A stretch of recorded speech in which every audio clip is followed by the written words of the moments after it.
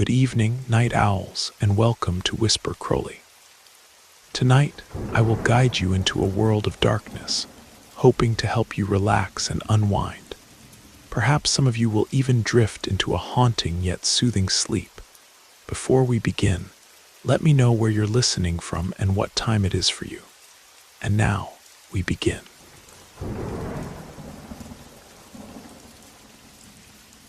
Unlike most people who are fascinated by ghost stories and supernatural tales, I'm not really interested in conversations about apparitions, spirits, or witchcraft. Because I'm very much a coward, I have no shame in admitting it. In fact, it seems more sensible to me to admit it than to pretend to be something I definitely am not. But that doesn't exempt me from having lived through one or two inexplicable experiences. You might think that someone who gets more involved in those topics might be more prone to such encounters. But things don't work that way, and I learned this in a very curious way. Simply put, these things happen. And this is what occurred to me more than 30 years ago. Something that no matter how much I think about it over and over again, I can't fully understand what happened. About 30-some years ago, I was around 20 years old, and my parents had forced me to get a job. This was after a couple of years drifting around, having short-term jobs just to pay for parties and drinks without thinking much about the future. But when my parents started insisting on the topic, I remembered a friend who always had different jobs. Well, his father got them for him, and this was because he knew a lot of people, and the job offers varied quite a bit. When he called his contacts to see what he could find for his son and for me, he didn't find as many options, with the best one being to go work for a whole month in a small town in Colorado called Pine Ridge, and more specifically, in an even smaller place called Willow Creek. Our job was mainly to clear an area, so construction could begin on 2 houses there. It was a very small town that maybe back then had only about 5 houses. The rest was just purchased, but empty land. We stayed there, but went every morning to that smaller place and continued working. On the first day, we met the neighbors from around there. One had a store. Another had a food stand, since the main road also passed through there. The fact that we already knew everyone from the first day, you'll see why I'm telling you this. There were also just the 5 of us. The man who had hired us and came daily with us because he was in charge of construction, 2 other guys, my friend and me. It happened that on the 4th day, we saw there was another guy who seemed to be a bit older than us, also working there, clearing area a little far from us, but still within the property. He didn't approach us much, and because of how exhausting it was to be bending over constantly, the back pain, lifting things, you didn't even feel like talking while you worked. So my friend and I, talking about him when we saw him, thought about speaking to him when we finished our shift. If he was working there, it meant he would definitely leave with us. We finished that day and didn't see him. We asked our boss about him, and he told us that his other workers had also asked him the same thing about the other guy they saw working around there, but no new person had arrived. Besides, where would he have come from? We hadn't returned to the main town for anyone, and that guy didn't look like anyone we had met in that small community. So well, maybe he was still someone from around there. He hadn't done anything bad apparently, and we had all seen him except my boss. The next day we returned to work. The morning progressed, and out of nowhere that guy was there again, working at the edge of the property. So I did approach him, telling my friend I'd be right back. We had that curiosity, and when I greeted him, he stopped what he was doing and looked at me, returned my greeting. But when I asked him if he was also working for Mr. Peterson, he answered something that made no sense. "When I have my children, they won't lack for anything," he said. And I realized he wasn't even looking at me. It was as if he was facing my direction, but looking behind me, maybe toward where my friend was. So I told him that was fine, that I would be over there working, introducing myself, but he didn't respond anymore. He bent down and continued moving the brush, pulling at everything. I didn't know if that was okay or if I had bothered him, so I went back to my friend to tell him about this. We found that way of answering very strange. The greeting was the only thing that made sense, but maybe the rest had even been rudeness. So we continued with our work, and saw that he continued too. Hours passed, we went to eat, and I told the other workers and the boss about this. They also found it strange, and as much as when we returned to work a while later, we no longer saw him, the other coworkers said they had also seen him there that day. So the boss found it strange what he might be doing, maybe something bad on that private property. But when our boss looked around, nothing. We couldn't see him anymore. The next morning when we started working, my friend and I saw him as soon as we arrived. He was already there in that same part where we had seen him the previous day. We had just realized that he hadn't moved from that spot when I went to get my boss, who had asked me to let him know when we saw him again. But by the time my friend had stayed working and I returned with the boss, he was no longer there, and my friend didn't see where he went. We walked to that part where the guy had been working, and not a single trace. And we didn't see him for the rest of the day. It was weird. 2 weeks passed without seeing him, during which we thought maybe that guy found out we had gone to get the boss, and that maybe he really was doing something wrong. And that's why he didn't come back. The area had been cleared, the ground leveled to start building, and that's when the discovery was made. The other workers quickly called the boss because they had unearthed a coffin not too deep down, a coffin that all 5 of us saw that afternoon. Maybe because of how it had been treated over time, it was already broken, and we could see a person inside. The body wasn't too decomposed, if you know what I mean, and there was a photograph attached to the coffin, flowers scattered around. When we saw all this, which was already too much of a shock to have found that, the photograph showed the guy we had seen working in that place where they unearthed the coffin. Believe me, we all started asking our boss what was happening, if it was some kind of joke. Because what a coincidence that all 4 of us had seen him, but not our boss. However, he was very amazed too, running to ask for a phone, make some calls, and telling us he had no idea what that coffin with that person was doing in that land. He asked us if we were sure it was the guy we said we had seen, and we all said yes. All of this was so incredible. Questions were asked in that town if anyone knew the guy in the photo, while authorities examined the coffin and figured out what they were going to do with it. But no one knew who he was. They had no way to identify him at that moment. When they took it away, we never found out anything more. We finished the job, left, and couldn't find out if it was some relative of the land owner we were working for, not our boss. He was hired, or someone from around there. But it was at that moment that I learned that ghosts look so real that you wouldn't realize if you suddenly ran into one on the street, because they look like any of us.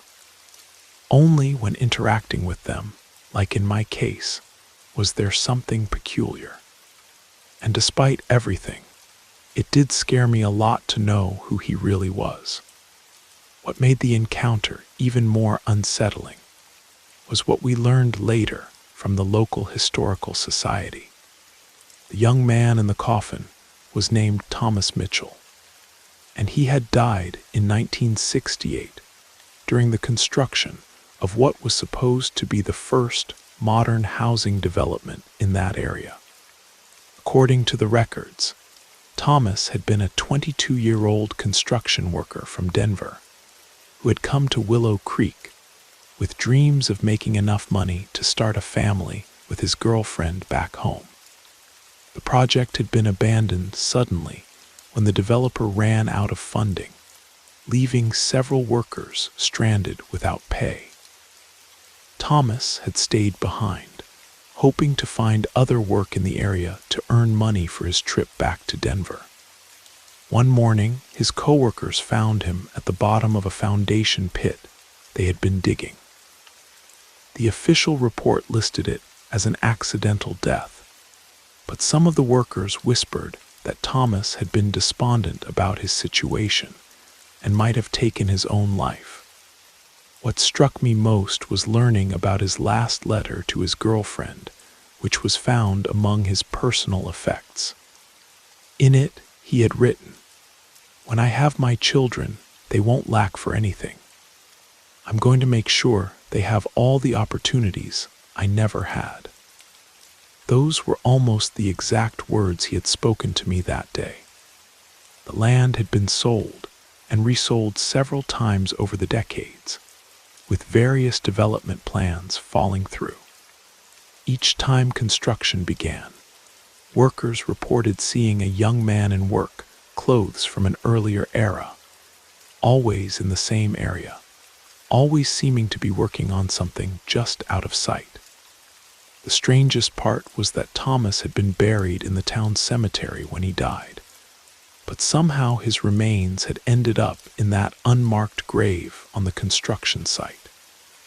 The authorities never could explain how, or why his body had been moved, or who had done it. After we left Willow Creek, I heard from my friend that the development project was canceled once again. The landowner decided it wasn't worth the trouble and sold it to the state, which turned it into a small memorial park. Sometimes I wonder if Thomas finally found the peace he was looking for, or if he's still out there somewhere, still working toward a future that never came, still trying to provide for children he never had the chance to father. I never saw anything like that again, but the experience taught me that the line between the living and the dead might not be as clear as we think. And sometimes, the ghosts we encounter aren't trying to frighten us. They're just trying to finish what they started, to fulfill promises they made when they were still among the living.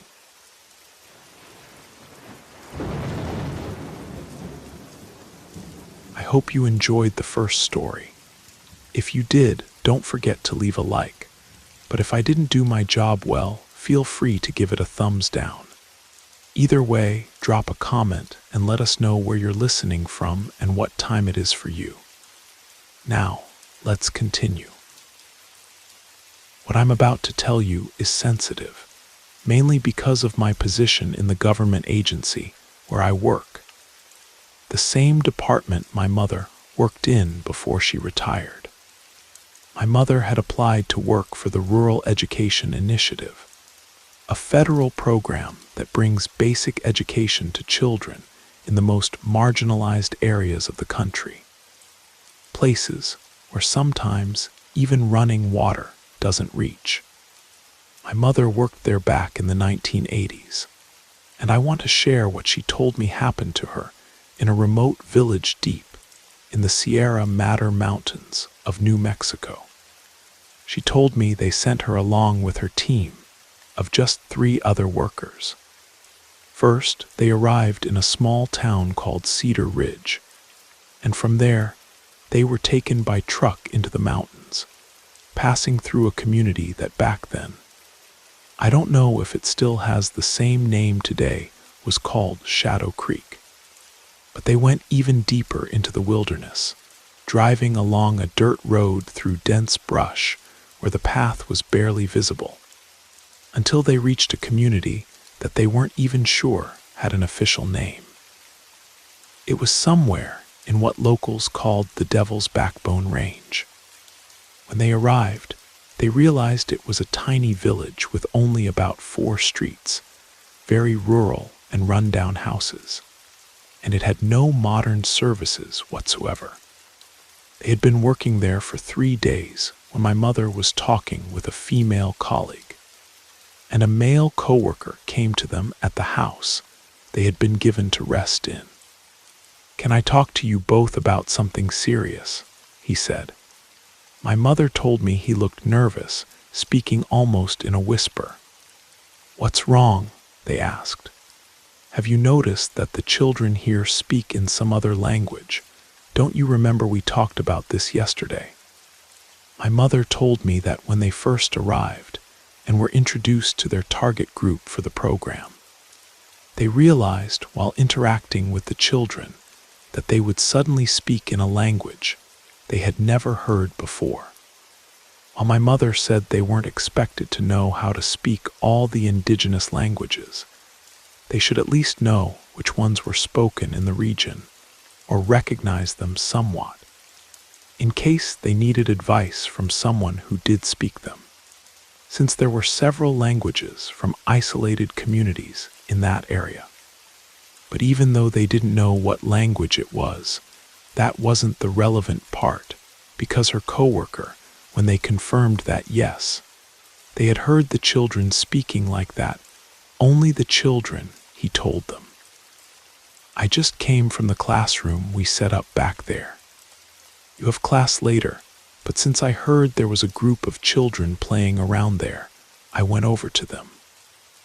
When I looked in, they were talking to the sheep through the other window, and you're not going to believe me, but I'm asking you to please try. I know what I saw and heard."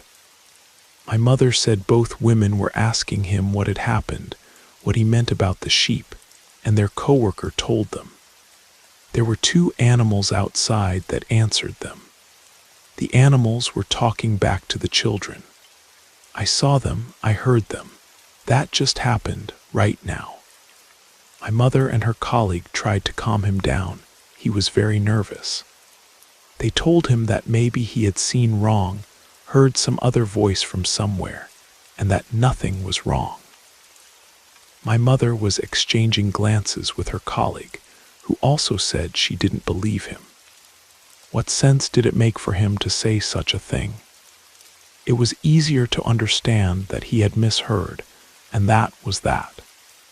But their coworker insisted he was telling them the truth. That afternoon, my mother and her colleague worked with the children, letting their coworker rest, although he didn't want to. He told them he wasn't tired, that he had seen correctly, but still, they asked him to take that day off. Later, when they were working with the afternoon group, suddenly they were both in that small classroom, which was really just an empty, somewhat spacious house. And they fell silent for a moment because they had both turned to look, since they could hear 2 men talking outside. My mother told me they were very deep voices that, while not shouting, were loud enough to be interrupting the class, and they sounded like they were right outside the classroom. The thing was, they couldn't understand what they were saying. Her colleague looked out first, and instantly pulled my mother by her blouse toward the window with her. There, outside, a little around the corner from the classroom, were 2 large sheep looking at them. The voices had stopped, but her colleague whispered to her that she had seen those animals talking in that language. That's what it had been. My mother said that, when she heard the way her colleague told her this, she knew she was right, just like their male coworker, and that most of the children had been staring at them in such a mocking way, laughing at them quietly as they watched them so frightened at seeing those animals. As soon as they moved away from the windows, those men's voices started up again. But my mother told me she didn't know what she was thinking when she went out the door and walked around toward that classroom looking for whoever was talking. But there were only those two enormous animals standing there, watching her. There was no one else.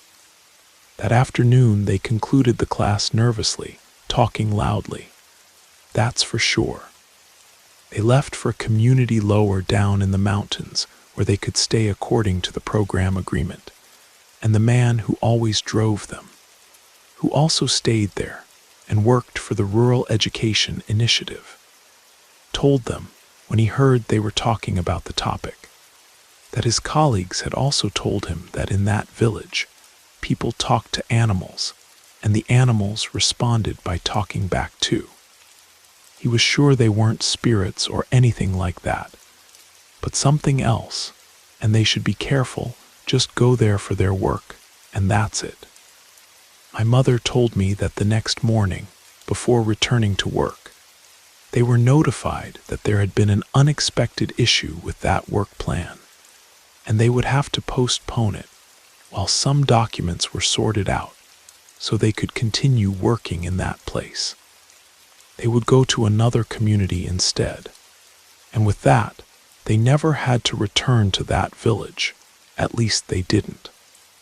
But my mother says she never forgot what those voices were like. They seemed fake, as if they were made with some special effect for a horror movie. But who was doing it? Those weren't years when they had those kinds of capabilities, much less there in that village, and especially not when they saw there was no one and nothing else but those animals they had seen talking to the children.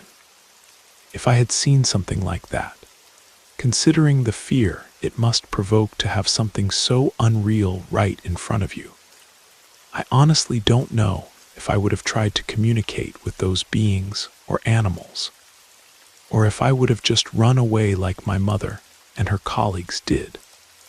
Some mysteries are better left unsolved, I suppose.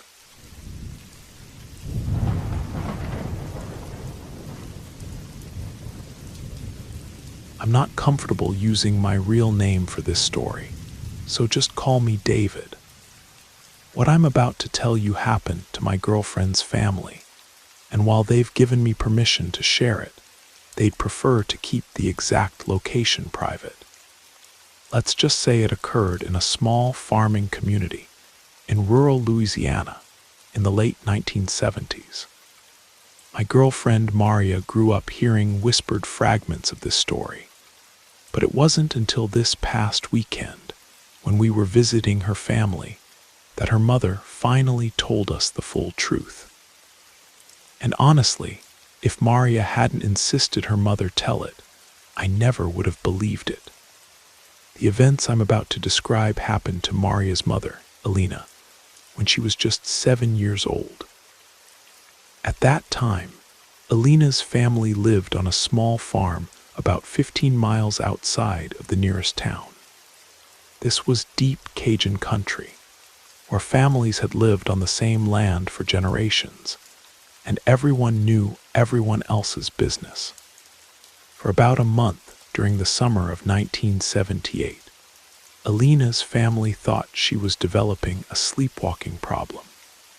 Several times a week, Alina's parents would find her wandering around the house in the middle of the night, or they'd discover her sleeping on the floor near her bedroom door or out on the screened porch.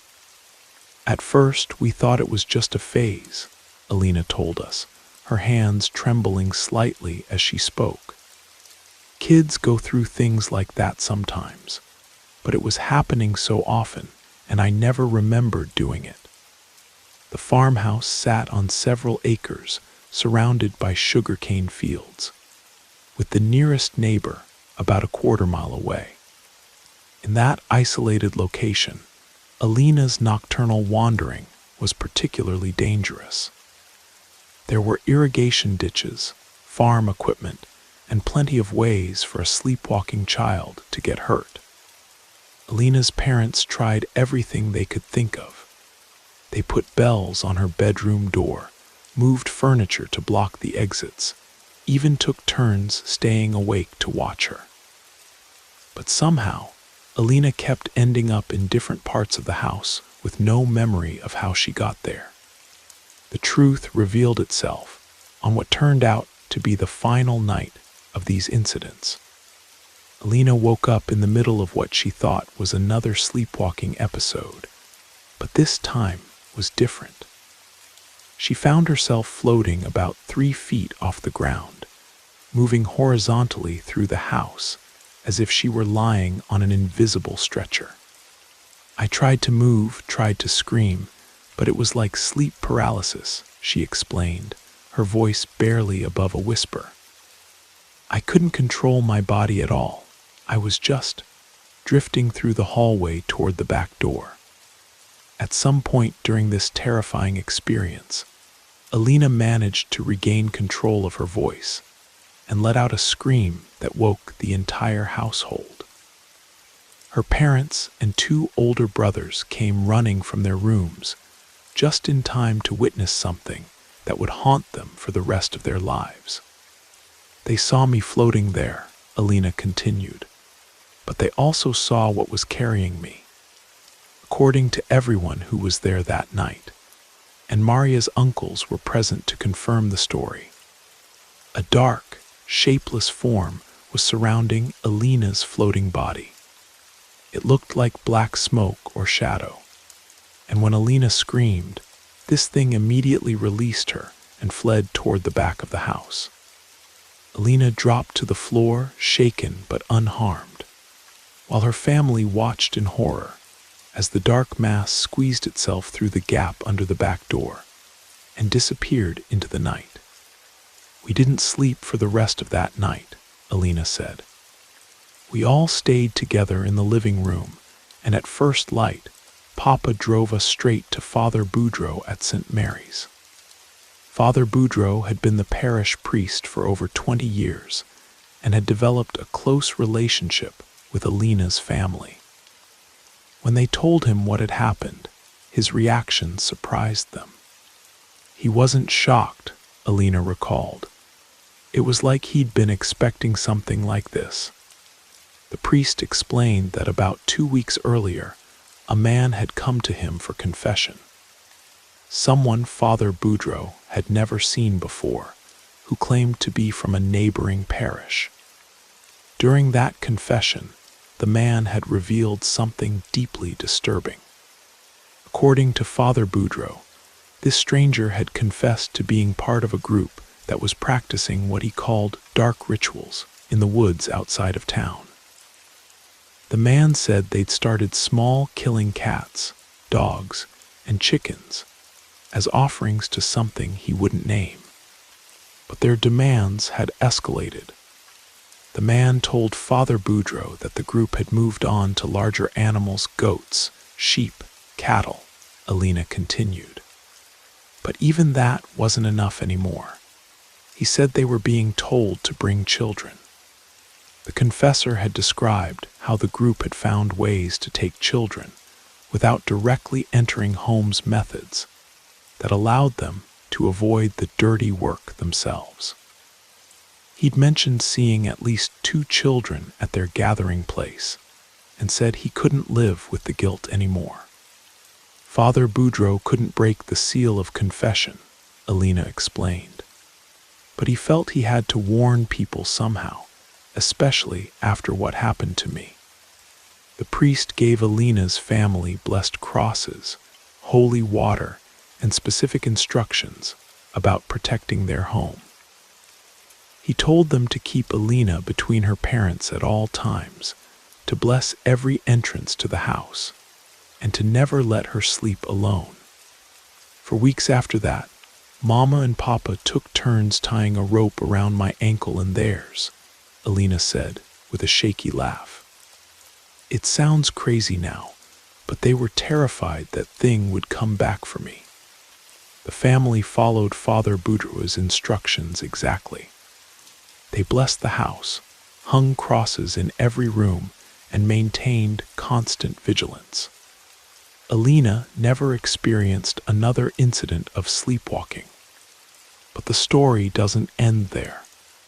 About 3 weeks after Alina's floating incident, Father Boudreau told the family that the man who had confessed to him had disappeared. The priest had called the police after becoming increasingly concerned about the welfare of local children. But by then, the confessor was nowhere to be found. Within a month of that, Alina continued, people in the area noticed that livestock had stopped disappearing. For months before this happened, farmers had been losing animals, cattle, horses, goats, but nobody could figure out who was taking them or why.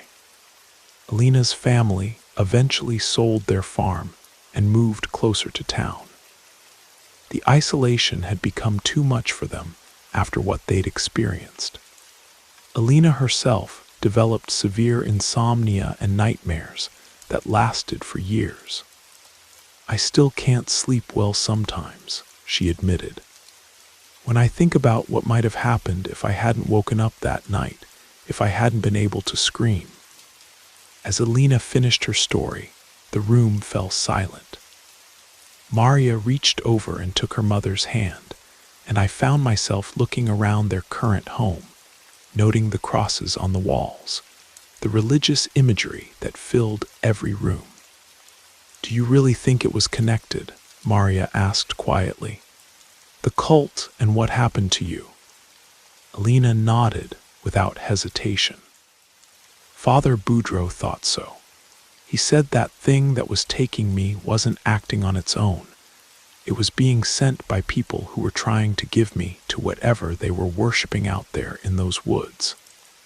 She looked directly at me then, her eyes still holding the fear of that 7-year-old girl from 45 years ago. I don't know what would have happened if they'd succeeded in taking me that night. But I thank God every day that my family was there to witness it, to fight for me, and to make sure I never had to find out. The room remained quiet for a long time after Alina finished speaking.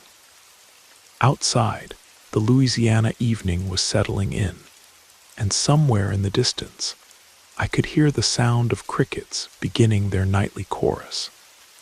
It struck me how normal everything seemed, how ordinary the world appeared when you weren't being hunted by something that should never have existed. As we prepared to leave that night, Alina pulled me aside. "There are things in this world," she said quietly, "that most people never have to face. Dark things that hide in small places, far from cities and crowds. I'm glad you'll never have to know what that feels like. But if you ever find yourself in a place where the darkness seems too thick, where things don't feel right, don't ignore that feeling. Sometimes our instincts are the only thing standing between us and something much worse than we can imagine."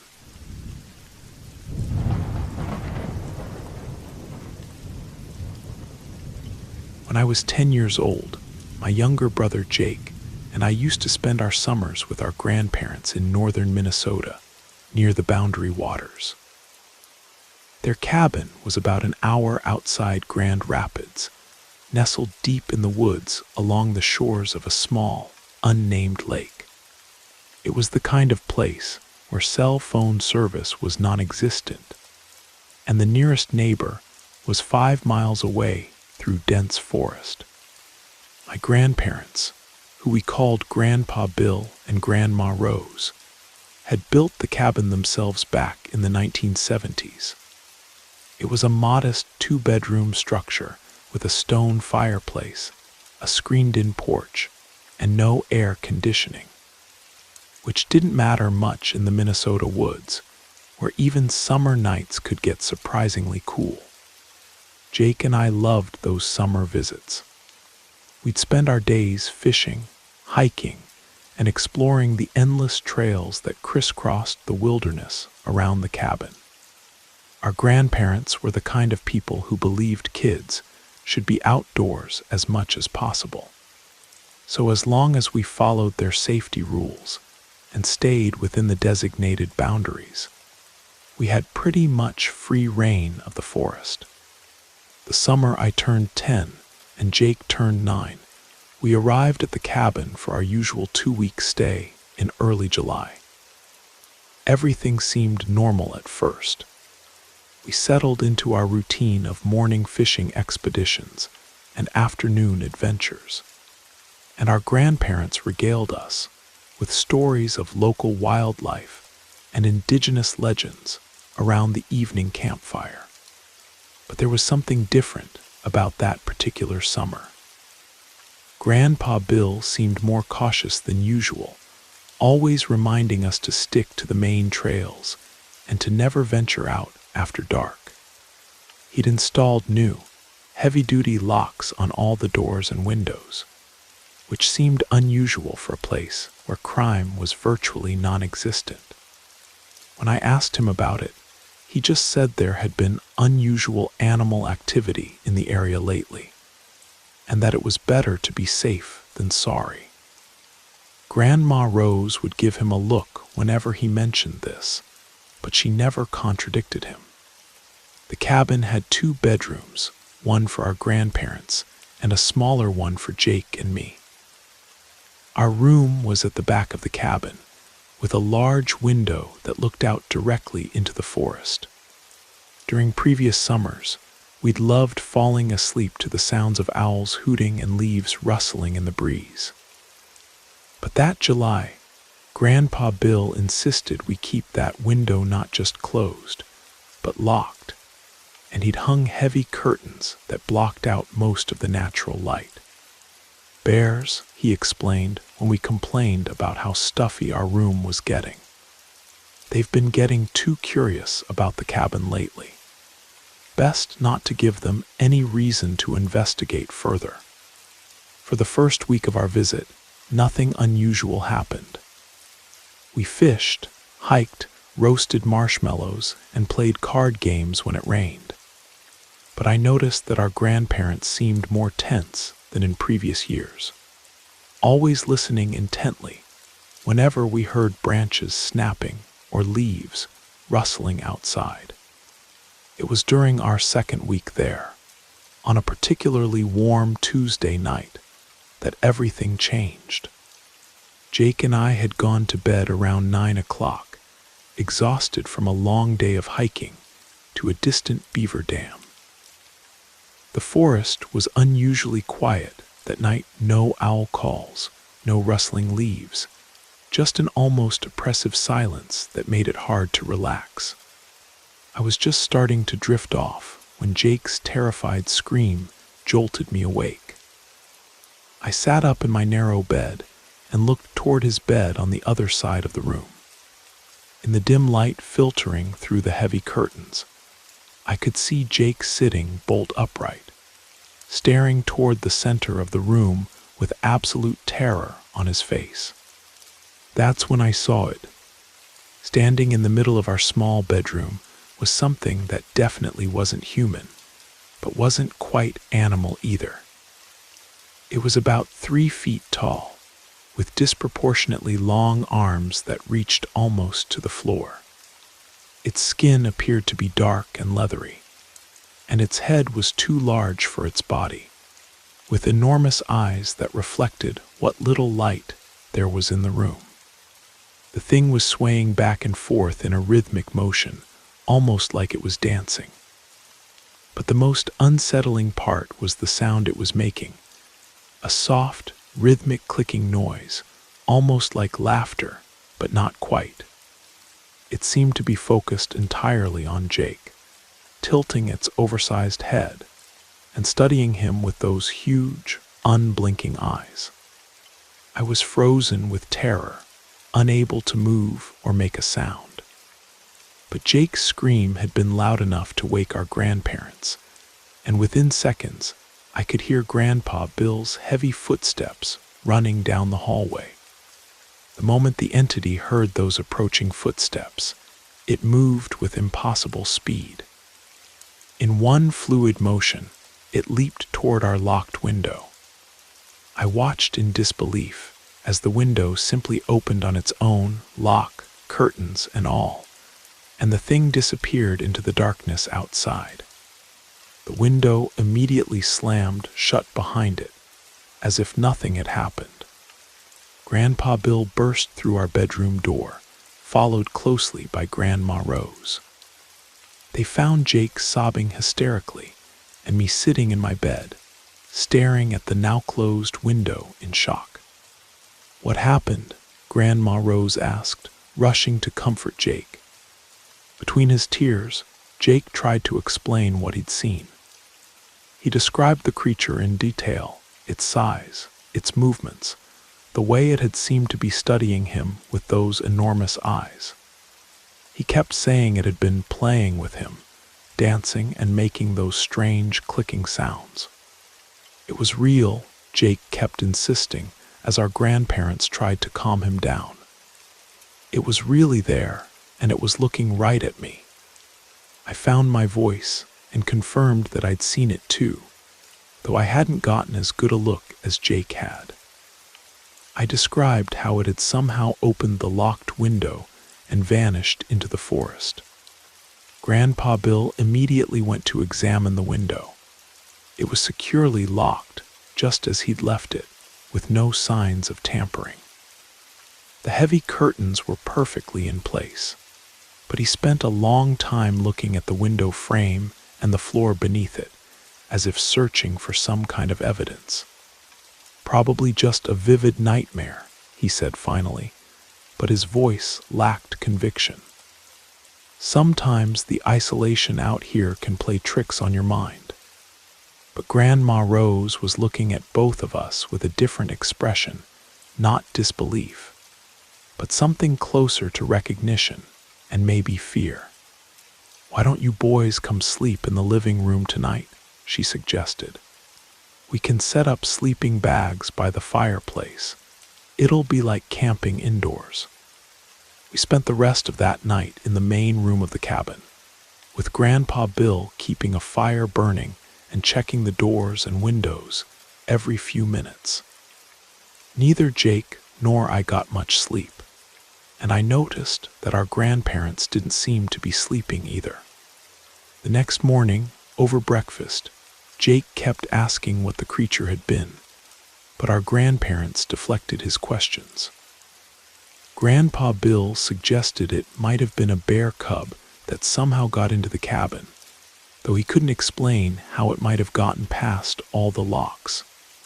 Grandma Rose theorized that we might have seen shadows from the trees outside, distorted by our imagination and the dim lighting.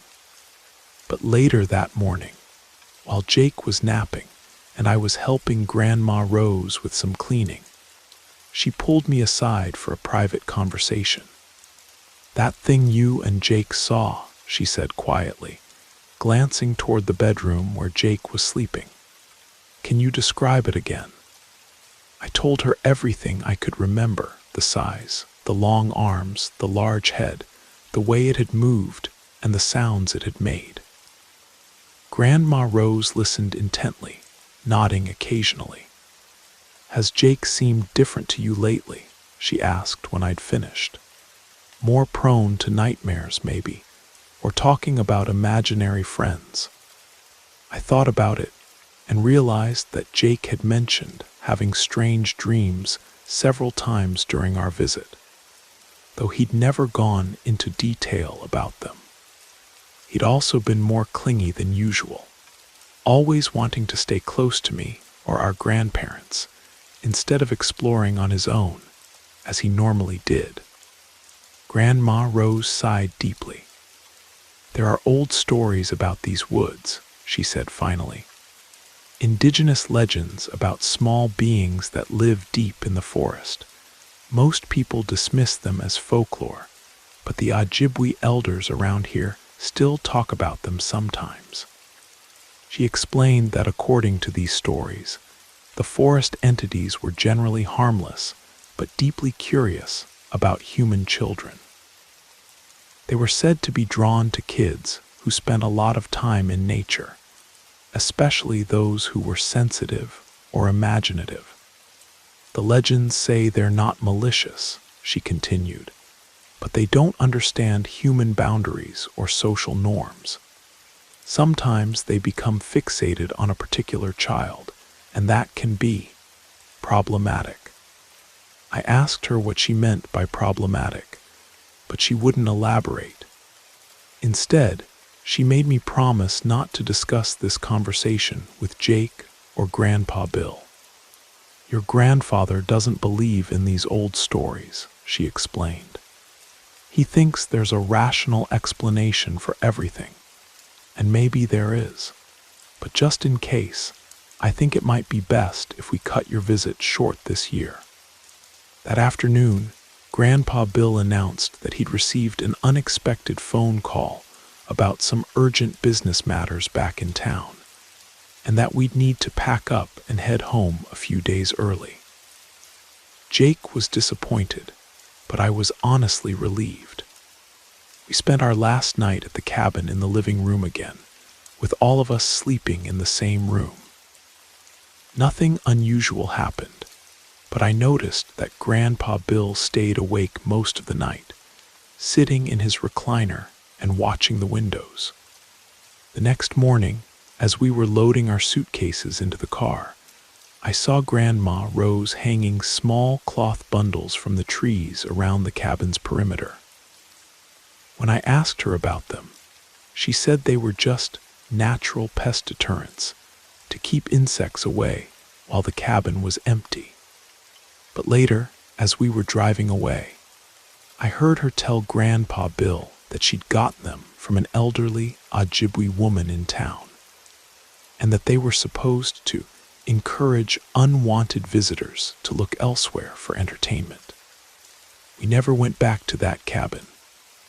The following summer, our grandparents sold the property and bought a small house in Grand Rapids, closer to town and other people. They said they were getting too old to maintain such a remote property.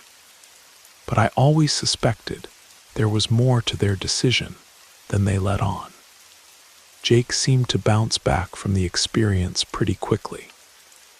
Within a few weeks of returning home, he was back to his normal, outgoing self, and he rarely mentioned what had happened in the cabin.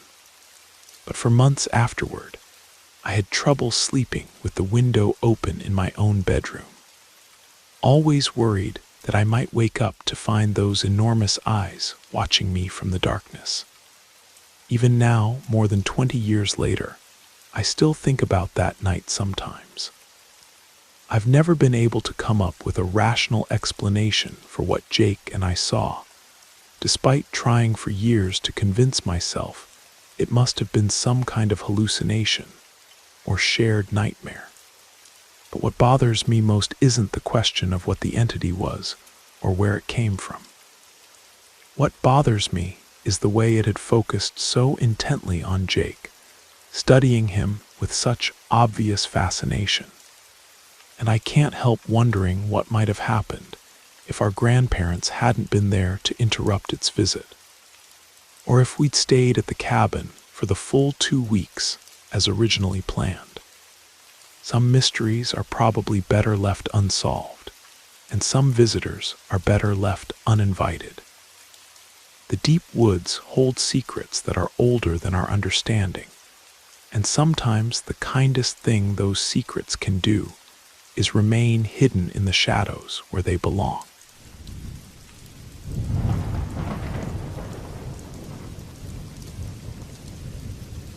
I currently live in downtown Phoenix, Arizona, and have been here for several years now. But before I moved to the city at 24, when I landed a decent job at a construction company, my parents didn't want to leave our small town. They loved the quiet life out there in rural Nevada, though they eventually moved to Reno a few years later. When I was 20, I worked for this old rancher named Jim Patterson, a man I deeply respected, and who taught me more about hard work than anyone else ever had. My regular shift started early, around 5 in the morning, helping Jim with his cattle and general ranch maintenance.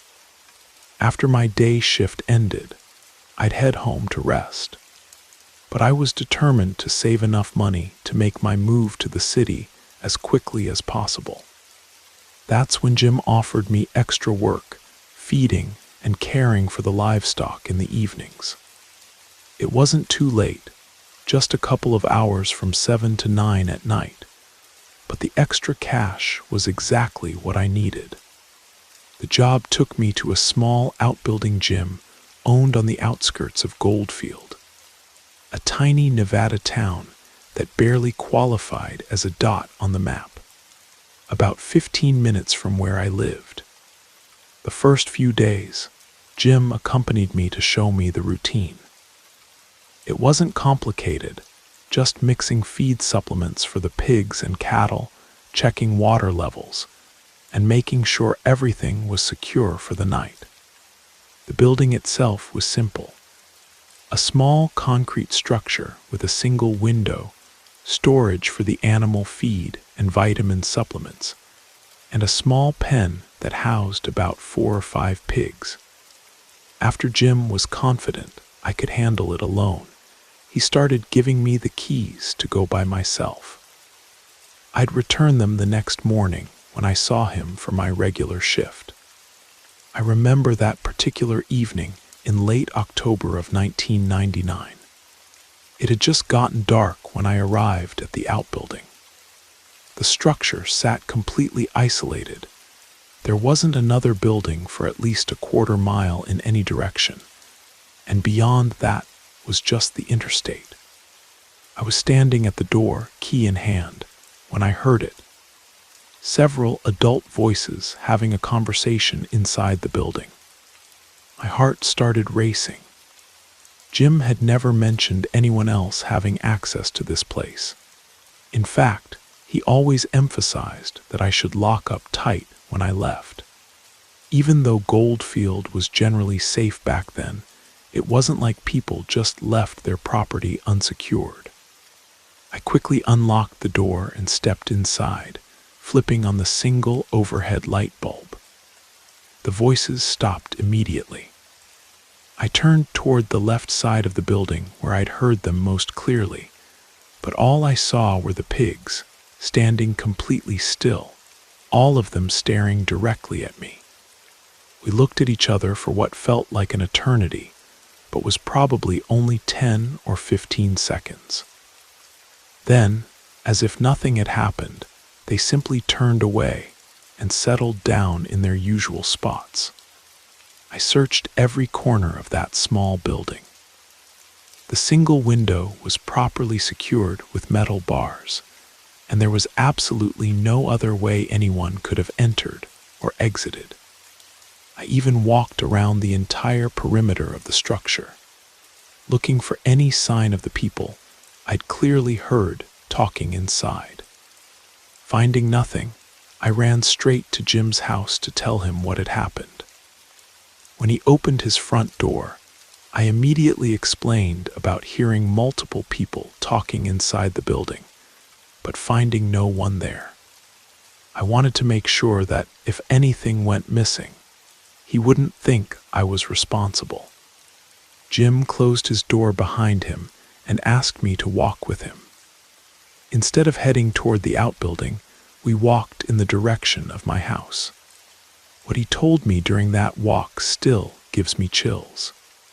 "I've been worried something like this would happen to you eventually," he said. "Look, that building has always been quiet, but last week my friend Pete brought me a pig from up near Tonopah, and I'm convinced that animal is the cause of all this strange activity. I thought I was losing my mind, to be honest, because just 3 days ago, you remember you couldn't make it because your mom was sick. I went there myself and heard the exact same thing you just described. Clear as day, multiple people having a conversation right behind me. Just like you, I couldn't understand what they were saying, but when I spun around, it was that new pig staring at me with this look that..." He paused and shook his head. "The way it looked at me wasn't natural. I don't think it's a shapeshifter or anything like that, this is something else entirely. Hearing Jim's account and remembering how those pigs had all stared at me made my blood run cold. At the same time, I was grateful I hadn't known about this when I was actually in there alone with them. Jim told me not to go back, that he'd handle the evening feeding himself until Pete came to collect the pig in a couple of days. I gladly agreed to stay away. He apologized for not warning me, saying he'd hoped it was just his imagination, and that having me there would somehow prove he was just being paranoid. Instead, I'd unknowingly confirmed his worst fears. Just as Jim had predicted, someone came for that pig 2 days later. I never found out where it went or why Pete had brought it to Jim in the first place. When I asked Jim about it, he seemed just as confused as I was. Apparently, Pete had simply asked him to keep the animal for about a week, wouldn't let him sell it or do anything else with it, and then arranged for its pickup without any real explanation. Jim asked me not to mention the incident to anyone. He was already spooked enough without people thinking he was losing his mind. I continued working for Jim through the rest of that year, and we'd occasionally bring up that strange week, both of us relieved that we never again heard any animals, or whatever they were speaking in human voices in that little Nevada town. Sometimes I wonder what dark practices might have been involved with that pig, what someone might have done to make it capable of things that should have been impossible. Whatever it was, I'm certain it wasn't anything natural, and I'm grateful we never had to find out what would have happened if we'd been alone with it for much longer.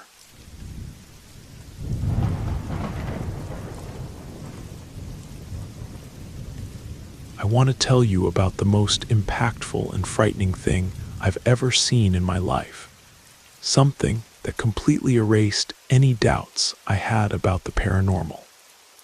And it didn't just happen to me. When we were kids, my cousins and I lived in a small town called Millbrook in rural Montana. This was back in 1994. I remember that year so clearly, and you'll see why. We lived there with my parents, my uncles who were my mom's brothers, and my cousins in a house that my grandparents had left them. It was a town that was way too small, with only a handful of houses back then, very isolated from what is now the highway that runs from Billings to Great Falls. So our only way to entertain ourselves, because back then I was 10 years old and my cousins were between 8 and 9 years old. There were 3 of us total, was to play outside in the evenings. One night, not too late, but already very dark, we only had 2 streetlights in the whole town, one in the center of the main street, and another one at the entrance to the town. Everything else was lit by the lights from the houses. I mention this because when we were at the edges of town, where you could barely see the houses just a few steps away. We weren't that far, but we were at the edge where the dirt road began toward the next town called Pine Valley and the main highway. Suddenly, we heard what sounded like someone dragging their feet through the dirt. That's why we all turned toward that road, and we could barely make out a white silhouette, because the person walking through the darkness was wearing white clothes and was kicking up dust. We watched, wondering who it was, trying to see better because she was walking, as I remember it. And my cousins remember too, in a very erratic way, as if she was half stumbling or having trouble walking straight. It wasn't until this woman, because now we could see it was a woman, reached the part that was actually illuminated by that street light that we saw her clearly, since we only had her about 30 feet away from us. She was a woman. I honestly don't know how old she might have been, but she looked somewhat elderly and yet not that tall. But the way she was walking, those worn-out clothes, and her arms wrapped around herself as if she was hugging herself, everything was so strange. It was when she kept walking, not toward us but toward another part of town, that we saw her up close. Because all three of us were standing still, watching her walk that way. Her face, I couldn't say it was the face of someone alive, because on top of everything else I'm telling you, she was missing a lot of hair, and her face was deformed. Her mouth especially, because it had the shape that I don't want to be too graphic about, because it involves imagining things that aren't pleasant. But it had the shape that many faces take on when someone dies. When the mouth opens so wide and goes to one side, giving an expression as if the person had died screaming in fear or something like that. It was so terrifying to see that. It made all three of us run away. We arrived home crying to our parents, telling them about this, and I remember that my uncle and my dad quickly left the house. I don't know why, while my mom and my aunt were calming us down, asking us what we had seen. I do remember that the men of the house came back a few minutes later, but they didn't tell us anything. I don't remember exactly what the adults told us that night, because I remember I couldn't stop thinking about that woman, how she looked, how she walked, her posture, her face especially. The adults told us not to worry about it, but I could tell they were shaken too. The next day, there was this heavy atmosphere in the house, like everyone was on edge. My aunt kept looking out the windows nervously, and my parents were having hushed conversations that would stop whenever us kids got close.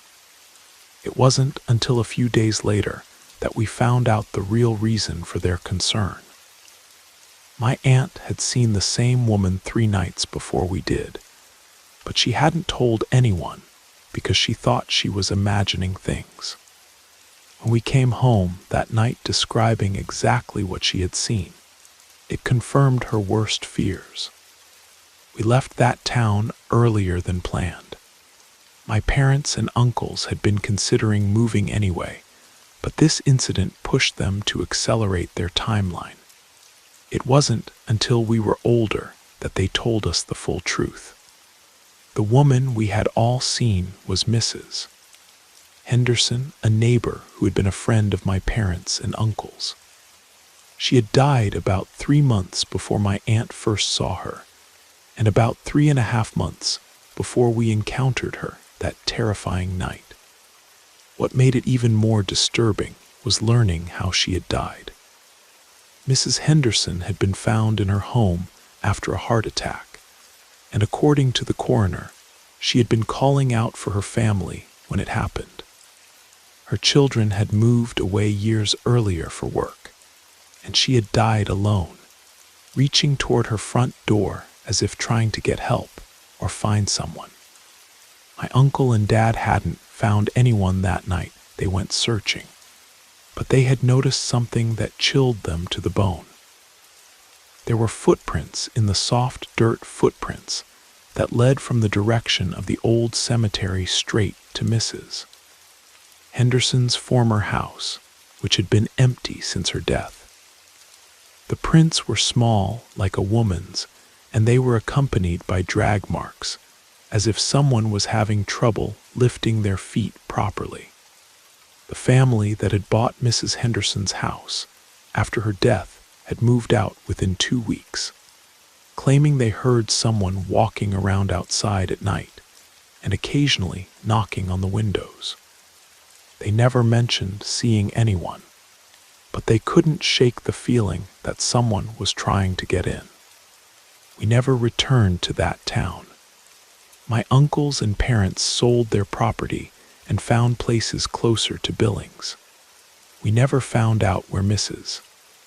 Henderson's family had moved when she died, but wherever they went, even though that woman, or whatever she was frightened us so much. I hope she found peace and stopped searching for them.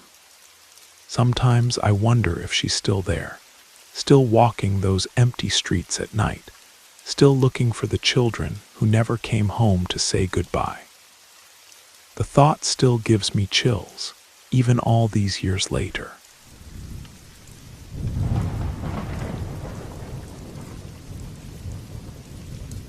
I want to share something that happened to me that I still can't fully explain, even years later.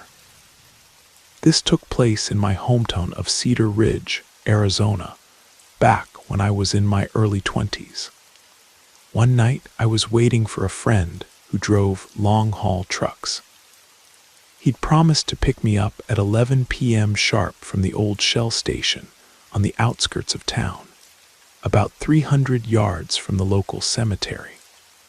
My plan was to catch a ride with him to Phoenix, where I had a job interview lined up. I'd packed my duffel bag and everything, ready to start a new chapter of my life. A buddy of mine, Jake, showed up to keep me company while I waited. We were just standing there by the gas pumps, talking and watching the occasional car pass by on the highway, when this woman appeared seemingly out of nowhere.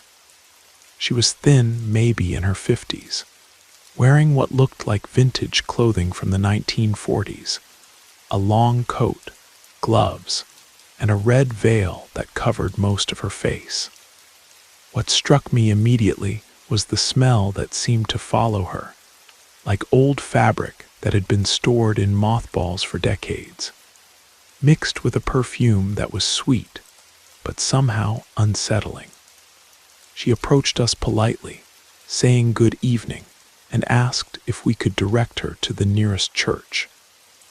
I found it odd that someone would be looking for a church at that hour, but I gave her directions to St. Mary's, which was about a mile down the main road. When she thanked me, she lowered her gaze and noticed my duffel bag. She asked if I was traveling somewhere, and I told her yes, I was heading to Phoenix. That's when things got really strange. She looked directly at me through that red veil and said, "You should go home tonight. It's not a good night for traveling." Her voice had this quality to it that made my skin crawl, not threatening exactly, but deeply serious in a way that cut right through me. Before I could respond, before I could even process what she'd said, she simply vanished. Not walked away, not disappeared into the shadows. She was there 1 second and gone the next. Jake and I stood there staring at the empty space where she'd been, both of us trying to make sense of what we'd just witnessed.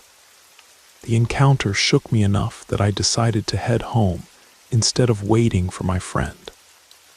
I figured I could catch another ride in a few days. The next morning, I woke up to the local news reporting a terrible accident. A semi-truck had jackknifed on the highway just outside Phoenix around 2 a.m. The driver had survived, but the passenger side of the cab was completely demolished. Anyone sitting there would have been killed instantly.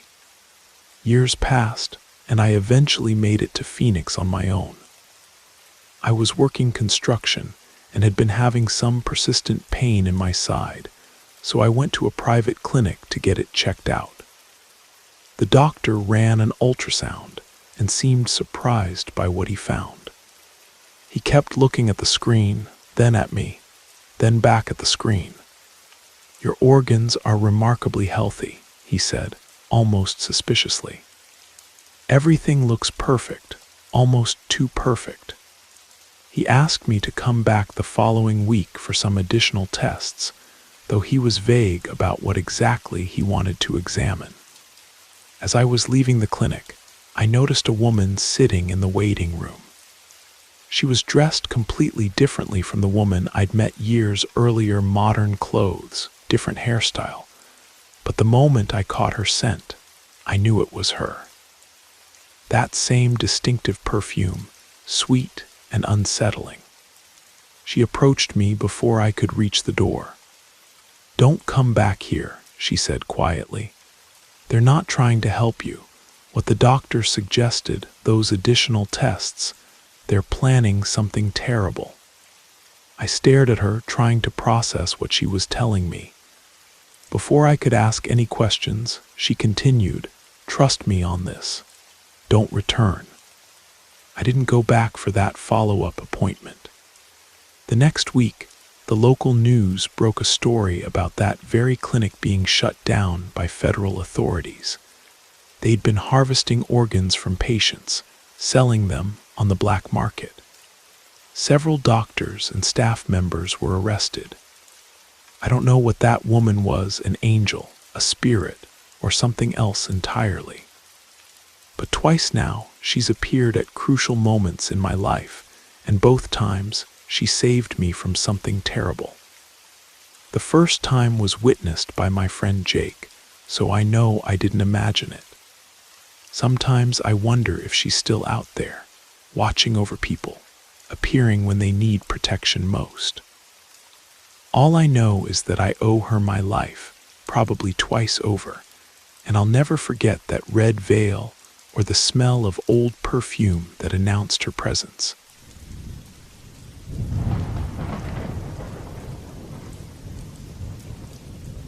This happened about 12 years ago, when my grandmother turned 75. We decided to throw her a big celebration at my uncle's ranch outside Bakersfield, California. The property was pretty remote, nestled in the hills about 45 minutes off Highway 99, heading toward the mountains. Back then, GPS wasn't as reliable as it is now, especially for rural areas like this. So when family members came from out of town, we'd always set up a convoy system or leave cardboard signs at key intersections to help people find their way. Most of our relatives had been to the ranch before and knew the route by heart. But this time, we had some family flying in from Chicago who'd never been to California. My cousin Derek had brought his girlfriend Sarah with him. It was her first time meeting the extended family, and her first time visiting California at all. Derek was excited to show her around, so instead of driving out to the ranch with the rest of us, he insisted on taking Sarah on a scenic route through some of the smaller towns in the area first. He promised they'd arrive by 7 o'clock for dinner. We all got to the ranch around 4 in the afternoon and started setting up for the party. My grandmother was in great spirits, and it was shaping up to be a perfect evening. But 7 o'clock came and went with no sign of Derek and Sarah. Around 7:30, Derek finally called. I remember my mom putting him on speakerphone because she was helping my aunt with the food preparations and couldn't hold the phone. "Hey, we're running a bit late," Derek said, and I could hear Sarah talking in the background. "We got a little turned around, but I think we're on the right track now. Can you give us the directions again?" My mom and aunt started rattling off the familiar landmarks: the old Chevron station at mile marker 42, the white farmhouse with the red barn, the cattle guard, the sharp left turn at the big oak tree. Derek confirmed that he'd seen all of these markers and had made the turn onto the dirt road.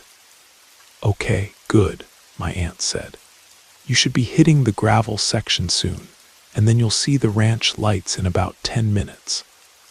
"Actually," Derek said, and I could hear the uncertainty in his voice, "we just drove through this little town. I didn't expect there to be any towns out here." My mom and aunt exchanged a look. "What town?" my mom asked. "I don't know the name," Derek replied. "It was tiny, maybe just a dozen houses or so, but it was kind of weird, really dark, no streetlights or anything. And there were people just standing around outside, even though it's getting pretty cold out here." Sarah's voice came through the speaker, sounding shaky. "They were all just staring at us as we drove through. Nobody waved or anything. It was really creepy." My aunt frowned. "Derek, honey, there isn't a town on that road. You might have taken a wrong turn somewhere." "No, I'm sure we're on the right road," Derek insisted. We followed all your directions exactly.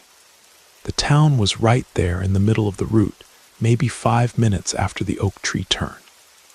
I was listening to all this while helping set up tables in the backyard, but something about the conversation was making me uneasy.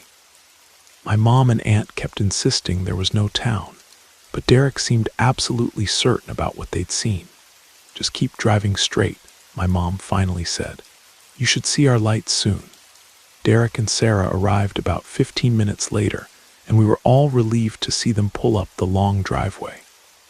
But when they got out of the car, they both looked genuinely shaken. After they'd hugged everyone and wished my grandmother a happy birthday, we all gathered in the kitchen to give them some dinner. That's when Sarah, who'd been pretty quiet since arriving, finally spoke up. That town we drove through, she said, looking directly at my aunt. You're absolutely sure there's no town on that road? Positive, my aunt replied. I've been driving that route for 20 years. There's nothing but empty hills and farmland. Sarah's face went pale. But we definitely drove through a town. There were houses on both sides of the road and people everywhere. She paused, wrapping her arms around herself. Derek, tell them about the people. Derek looked uncomfortable. They were just standing there, in their yards on the porches, some right in the middle of the street. We had to slow down because there were so many of them, and they were all watching us drive by. That's not the weird part, Sarah said, her voice dropping to almost a whisper. The weird part is that I don't think they had shadows. The kitchen went quiet. Derek looked at Sarah with surprise. You didn't tell me that. I wasn't sure, Sarah said, starting to tear up. I thought maybe it was just the darkness or the way our headlights were hitting things. But when your aunt said there's no town there, she trailed off, wiping her eyes. My grandmother, who'd been listening from her chair in the corner, spoke up for the first time. What did the houses look like, dear? Sarah described old-fashioned houses, mostly single-story, with front porches, and what looked like oil lamps or candles in the windows instead of electric lights. The people, she said, were dressed in clothes that seemed outdated long dresses for the women, suspenders and work shirts for the men. And they were all so pale, she added, like they hadn't seen the sun in months. My grandmother nodded slowly, a knowing look crossing her face. She gestured for my mom to come closer and whispered something in her ear. My mom's eyes widened, and she shook her head slightly. Mom, no, she said quietly. What? Derek asked. What is it? My grandmother looked around the kitchen at all of us, then sighed. There used to be a town on that road, she said finally. A long time ago, back in the 1930s, it was called Esperanza Valley.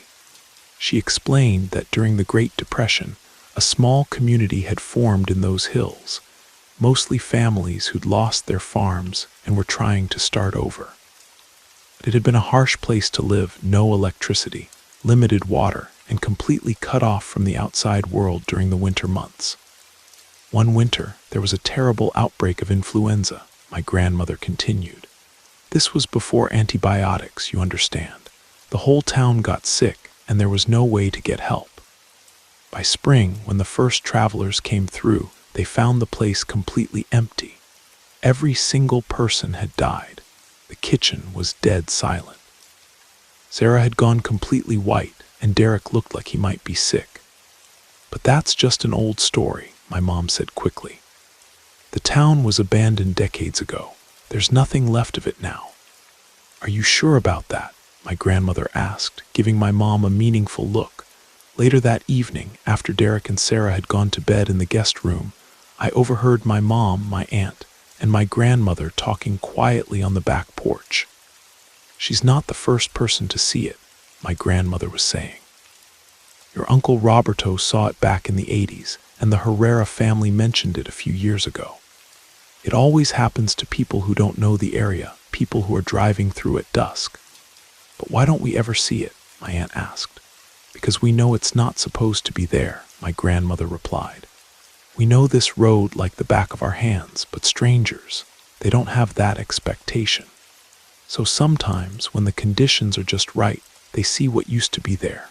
My mom sighed. You think we should tell them? Tell them what? That they drove through a ghost town full of people who died 80 years ago. My grandmother chuckled dryly. They'll figure out their own explanation for what they saw. They always do. The next morning, Derek and Sarah seemed to be in better spirits. Over breakfast, Derek mentioned that he'd looked at some online maps and thought they might have taken a detour through an old mining settlement that wasn't marked on current maps. That would explain why it looked so rundown, he said. Probably just some locals who still live in the old houses. Sarah nodded, though she didn't look entirely convinced. The important thing is we made it here safely, she said, forcing a smile. We never talked about it again that weekend, and Derek and Sarah seemed to enjoy the rest of their visit. But I noticed that when they left to drive back to the airport, they took Highway 99 straight through Bakersfield instead of the scenic route. A few years later, Derek and Sarah got married, and they've visited California several times since then. But they've never come back to the ranch. When we have family gatherings now, Derek always suggests meeting somewhere in town instead. Driven that road to my uncle's ranch dozens of times over the years, always during daylight hours, and I've never seen anything unusual. Just rolling hills, scattered farms, and the occasional oil derrick. But I've never driven it at dusk, and I don't think I ever will. Sometimes I wonder if Esperanza Valley is still there, waiting in the shadows between day and night, visible only to those who don't know it shouldn't exist. And sometimes, when I'm driving on remote roads as the sun is setting, I find myself checking my mirrors, making sure that the lights I see behind me belong to cars that cast shadows on the pavement.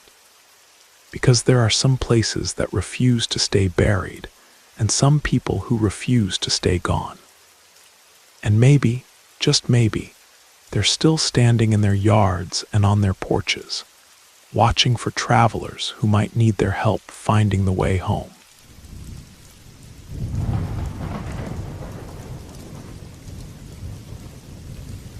I'd like to share an experience that happened to me when I was a kid back in 2008.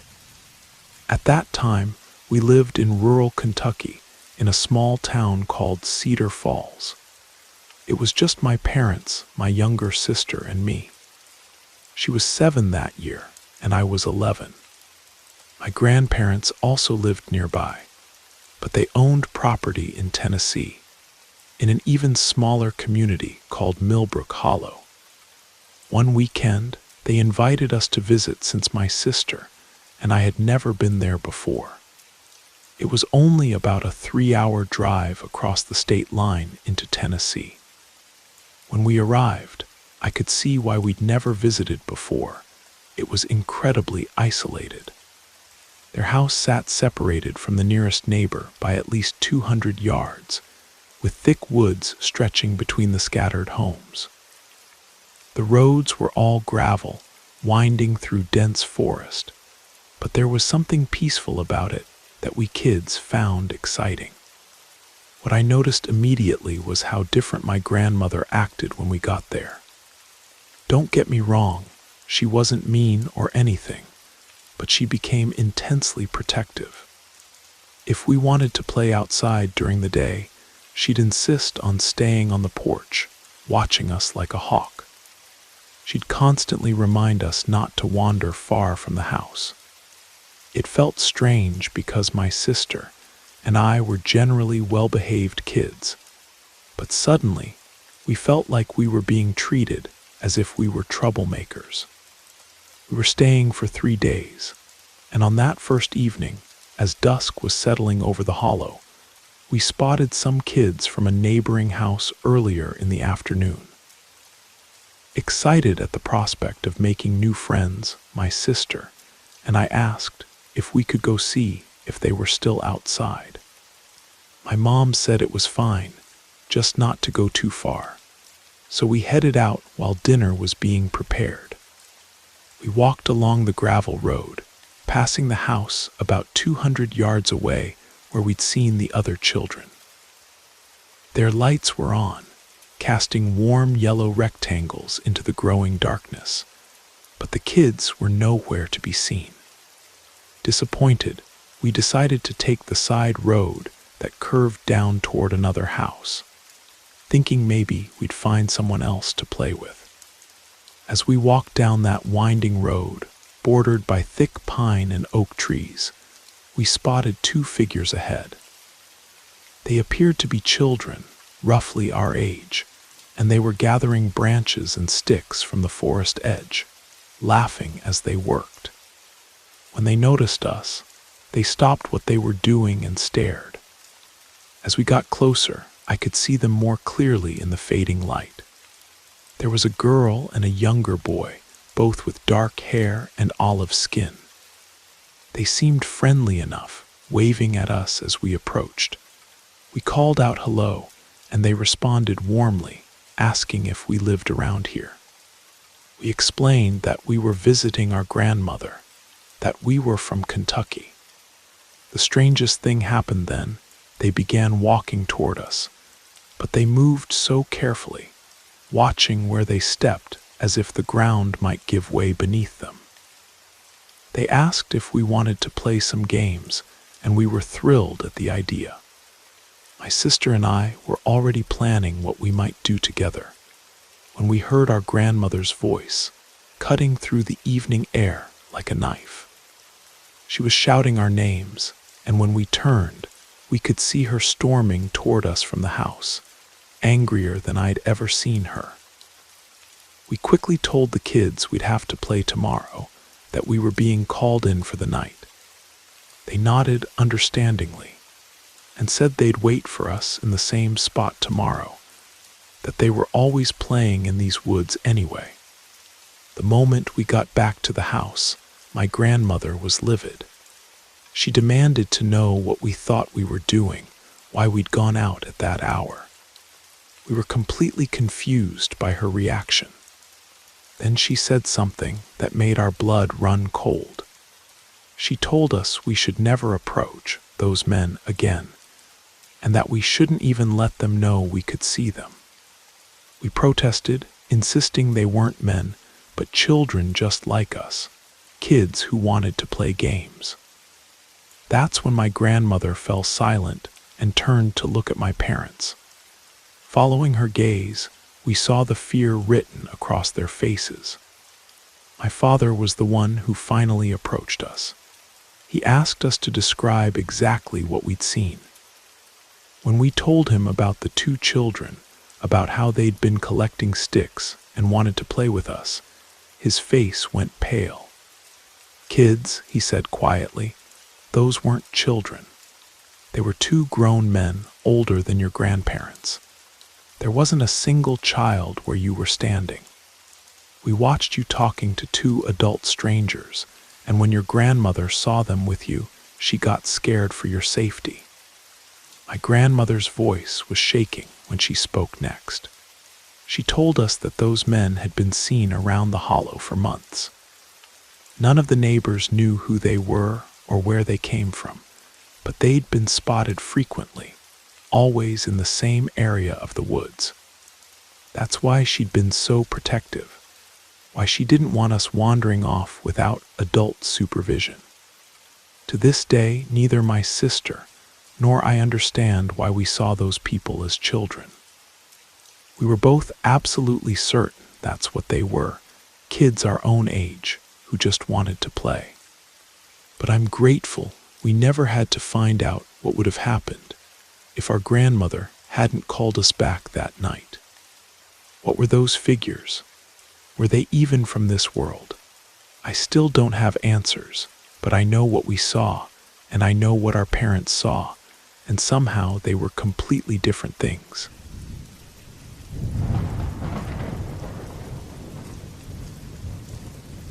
This happened in August of 2012, and it's a memory I'll never forget because nothing paranormal had ever happened to me before or since, except for what I'm about to tell you. I had a tradition of visiting my grandparents, who lived in a small town called Mill Creek, about an hour south of Eugene, Oregon.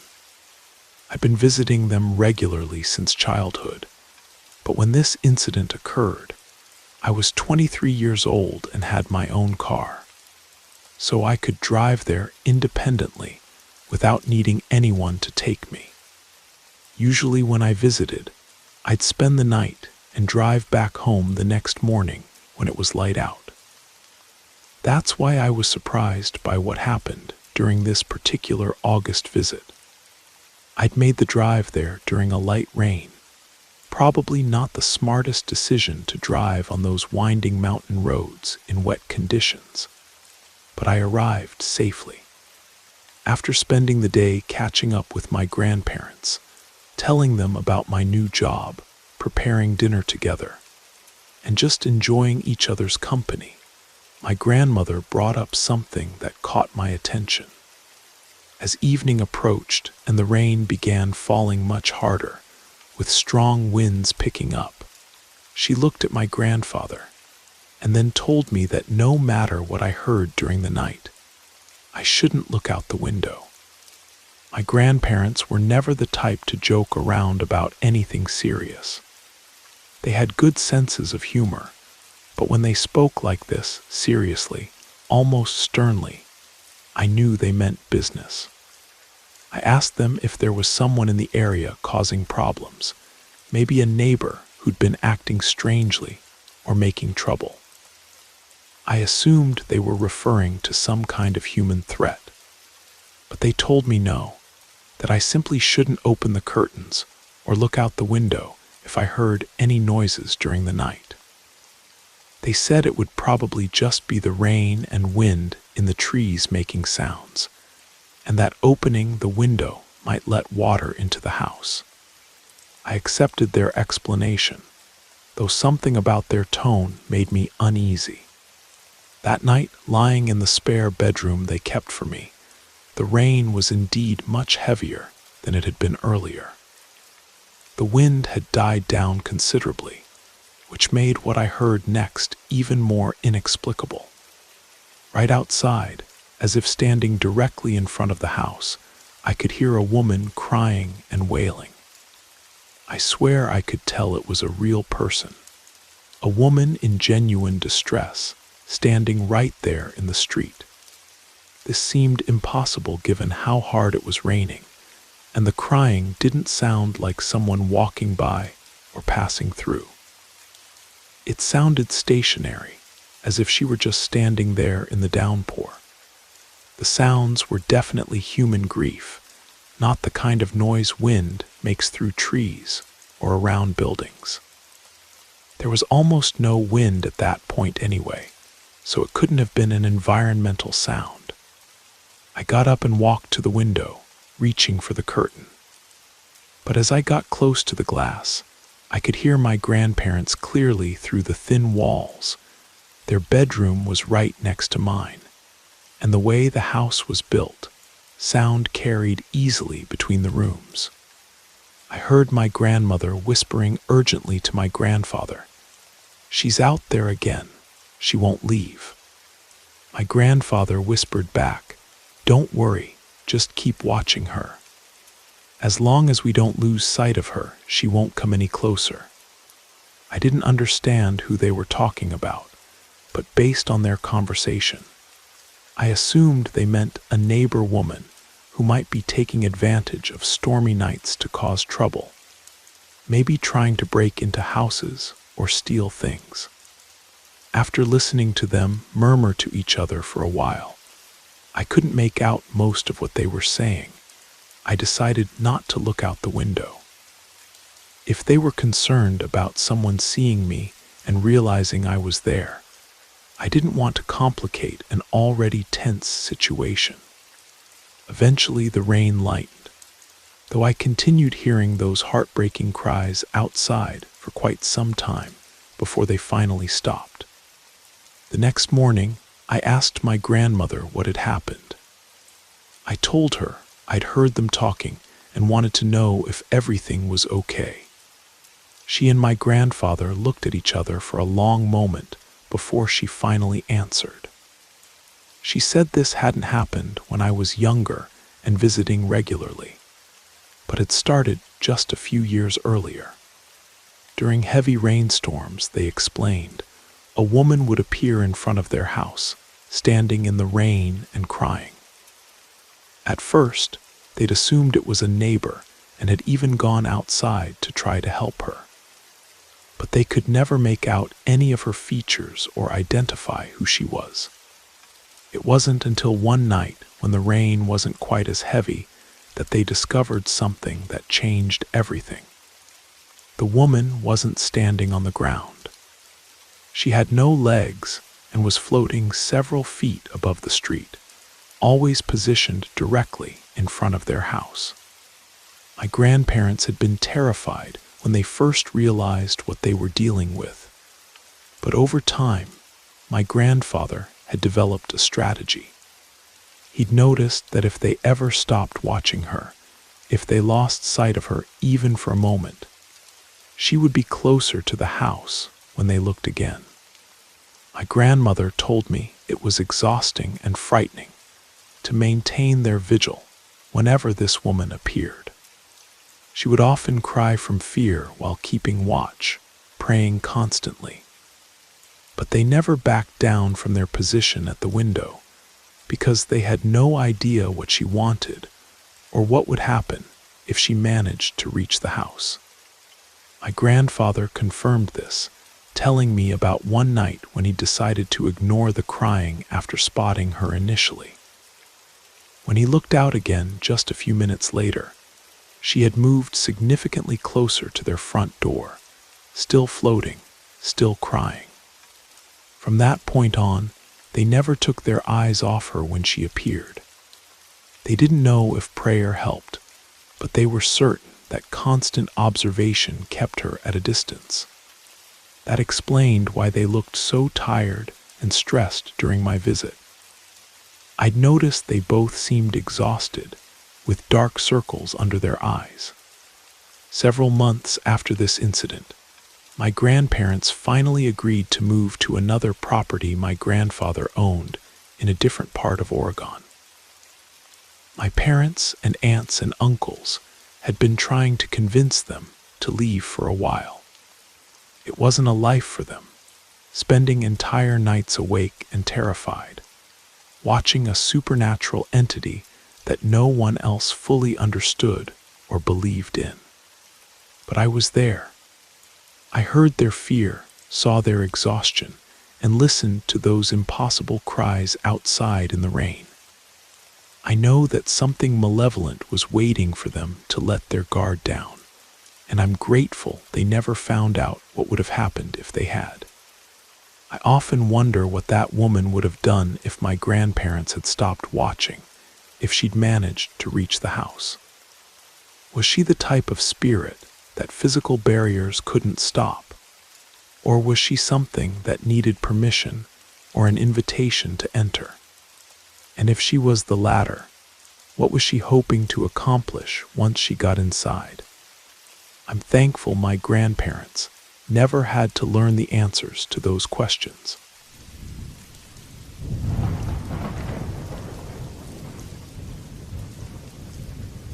This happened during the summer before I started college.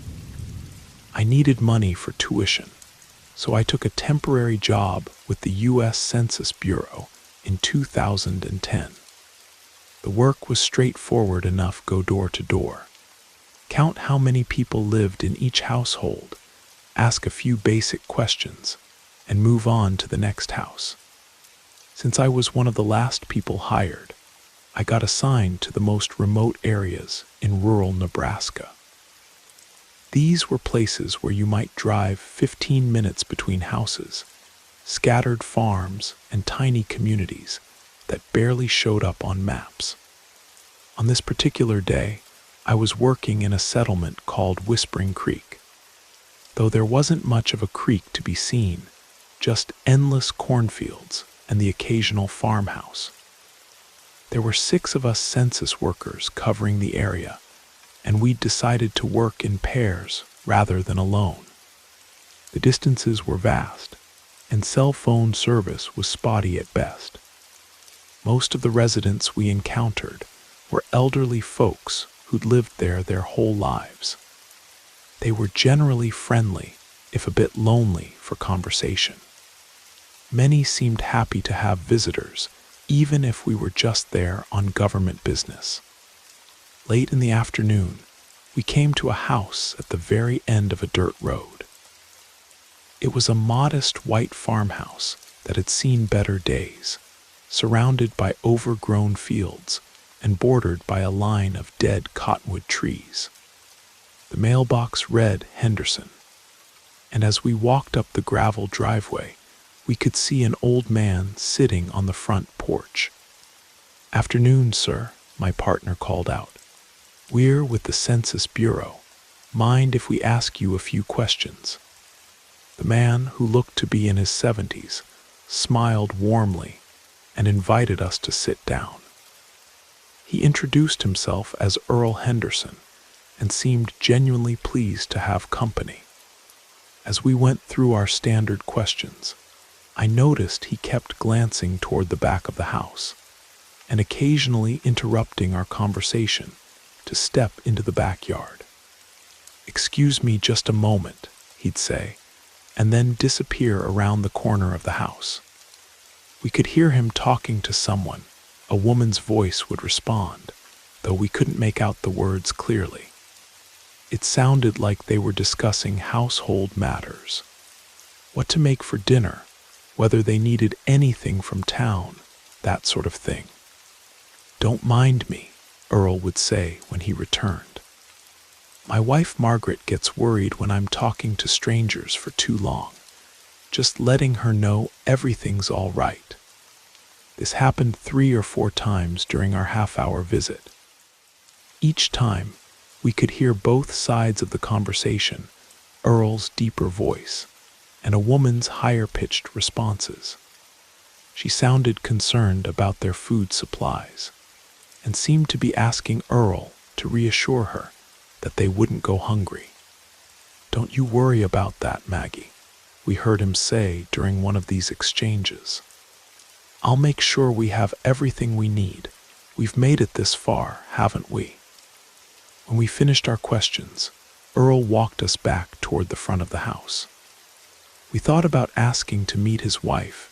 It would have been polite, and we needed to include her in our count. But as we approached the backyard gate, the largest dog I'd ever seen came bounding toward us. It was a Saint Bernard, and while it didn't seem aggressive, it was clearly territorial. Earl quickly grabbed its collar before it could reach us. "Easy, Bruno," he said, patting the massive dog's head. "These folks are just leaving." "Could you give our regards to your wife?" my partner asked. "We'd have liked to meet her." "Of course," Earl smiled. "She'll be sorry she missed you.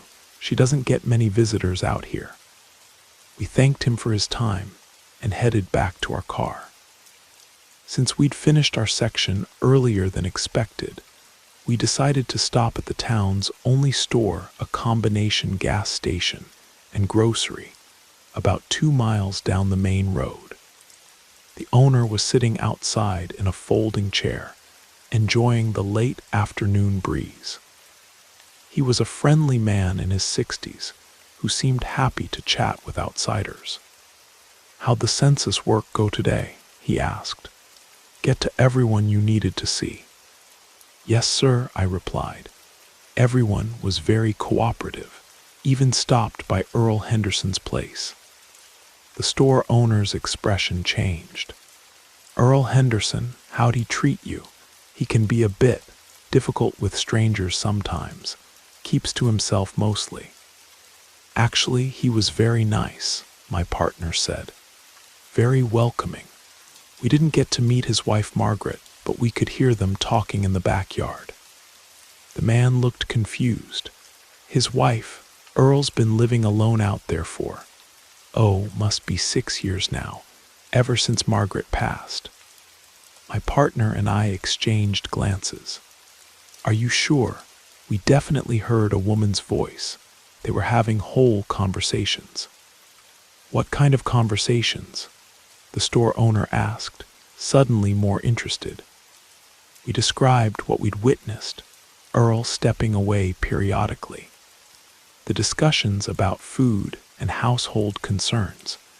The woman's voice responding to his reassurances. The store owner was quiet for a long moment. Then he leaned forward in his chair and lowered his voice.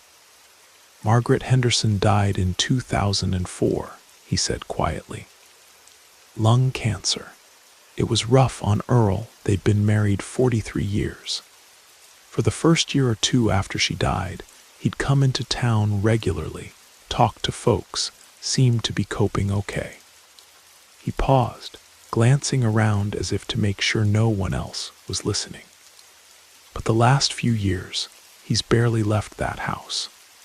Won't let anyone visit, won't accept help even though we know he's struggling financially. The only living thing out there with him is that big dog of his. But we heard her, I insisted.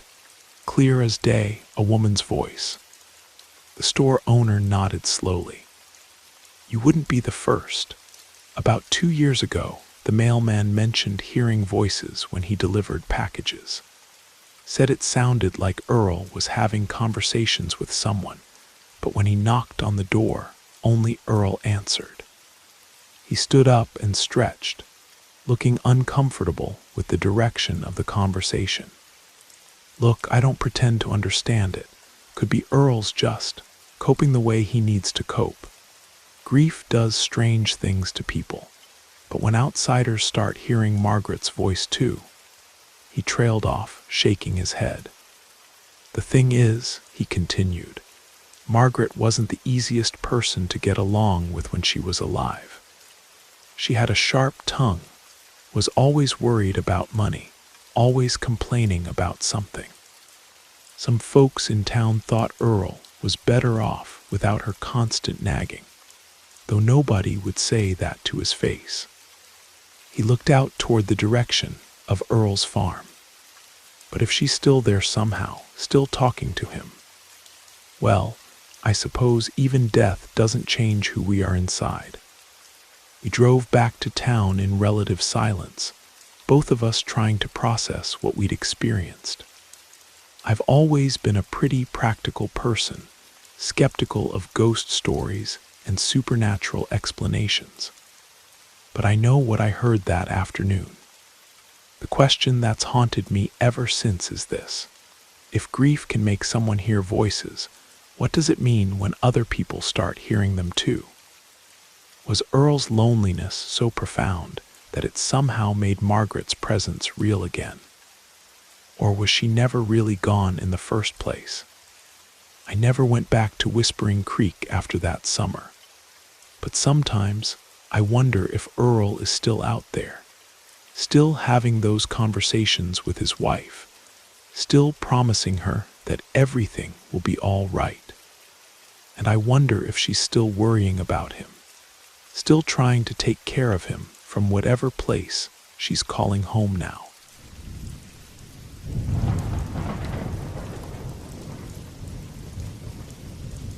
I've struggled for years to put this story into words. For the longest time, I had convinced myself it was just a childhood nightmare. One of those vivid dreams that feel real but couldn't possibly have happened.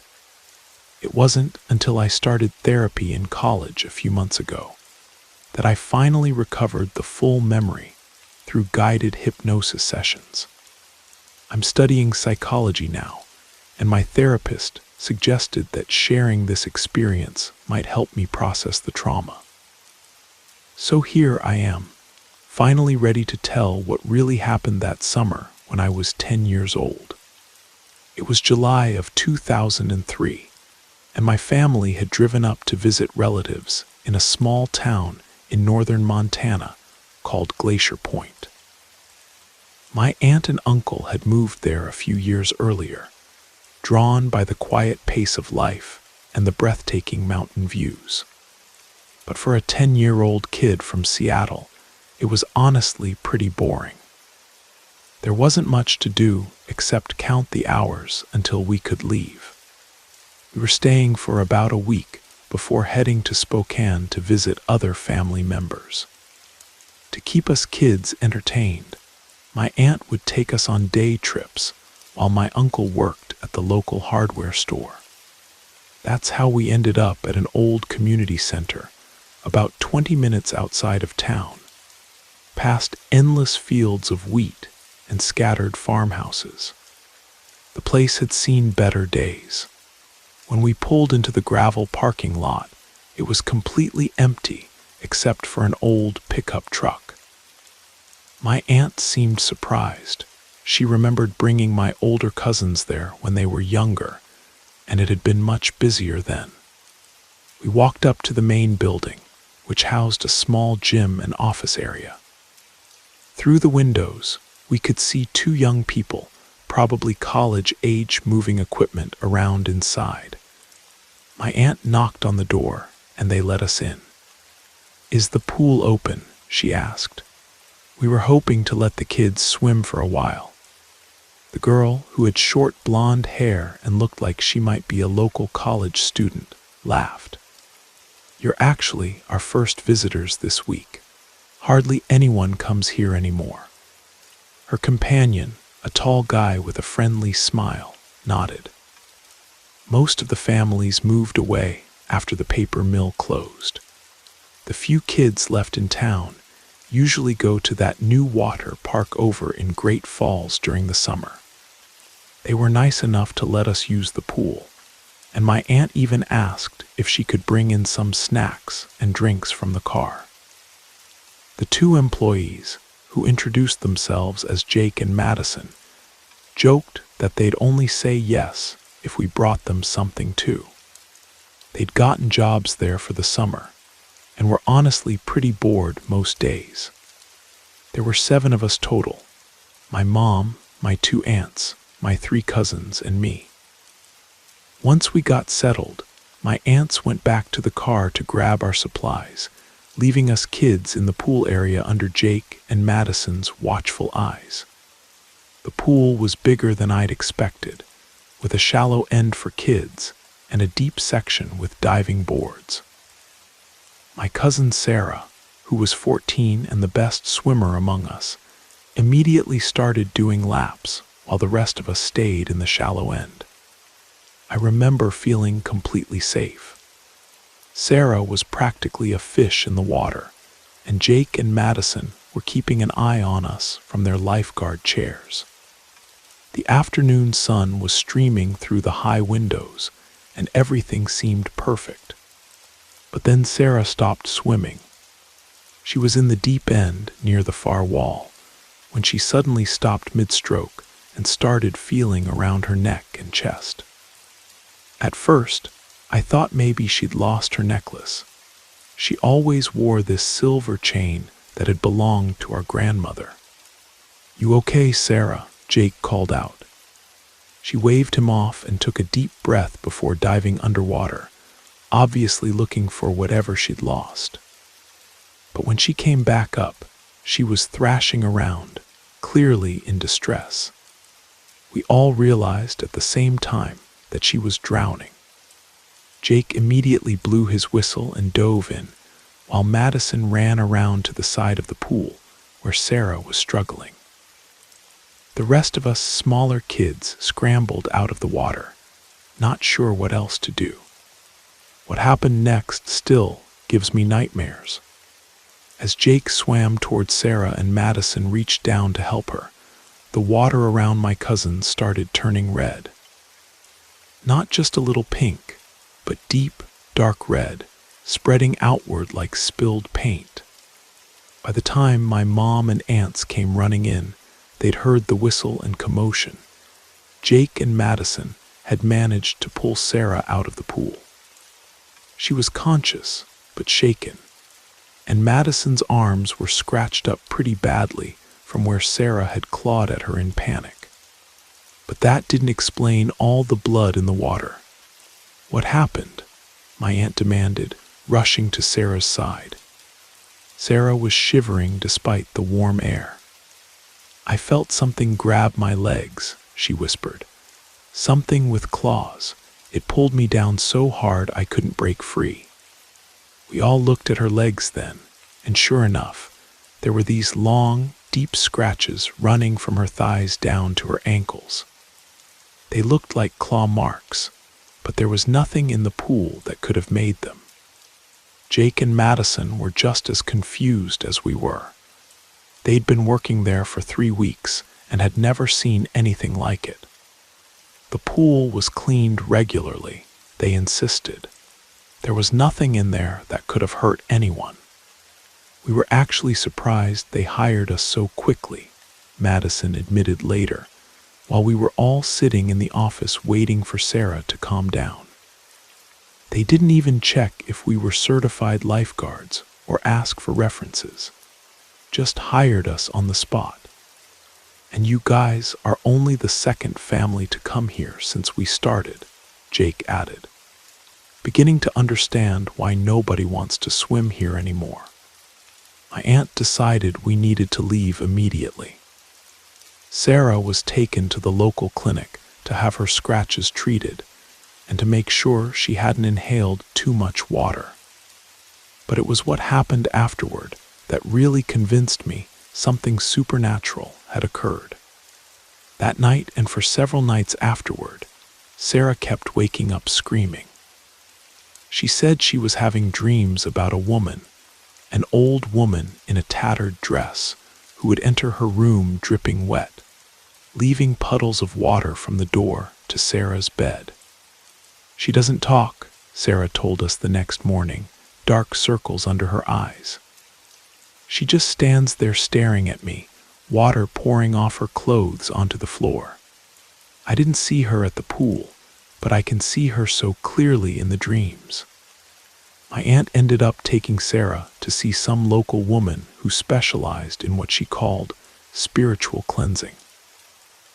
I didn't understand it at the time, but apparently Sarah's nightmares stopped after that visit. The dreams, the scratches, the blood in the water, none of it made sense from a rational perspective. But I know what I saw that day. We all saw it.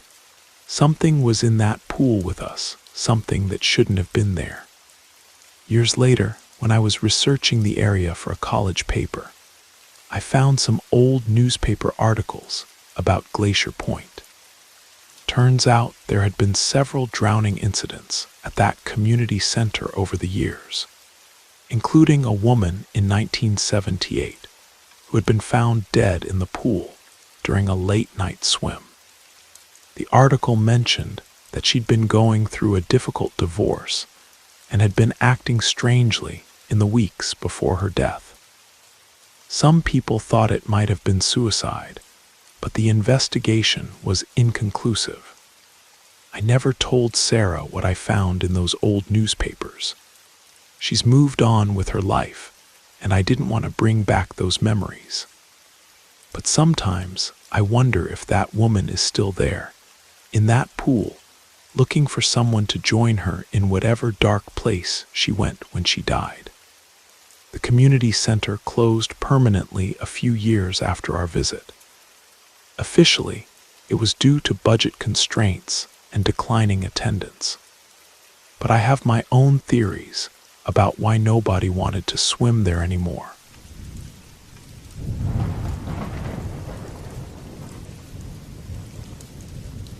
I still live in a small town outside of Santa Fe, New Mexico, past the Sangre de Cristo Mountains. I have my job in the city, but I love it out here in the countryside.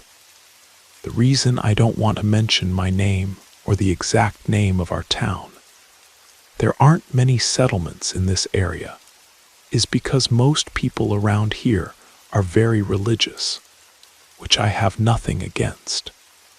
It's just that I'm not sure if what I'm about to tell you might have been connected to those beliefs, and I don't want to cause any problems for anyone. This happened about 25 years ago, back in the late 1990s. In our town, there was a man who owned a bar, the only one in town, and we'll call him Don Francisco to protect his privacy. During the evenings, he ran this establishment, and he lived in the back portion of the property, since his land extended quite a bit behind the main building. But during the day, particularly in the mornings, it was common to see families arriving with one of their members, sometimes teenagers, sometimes children, sometimes adults either unconscious and being carried, or with their faces covered by towels or blankets. On other occasions, like one, I witnessed myself while heading to work around 6 in the morning. I saw a woman bringing a young man to a side entrance of Don Francisco's property, an entrance that was separate from the bar. The young man's face was covered with a cloth, and he was screaming in a voice that was completely unnatural, hoarse and raspy, as if he'd been suffering from a severe throat illness for months. They were supporting him because he was flailing his arms and could barely walk, as if he were fighting against his own will to be there. They took him into the house through that side entrance. By this point, I'd already heard about these families coming to see Don Francisco.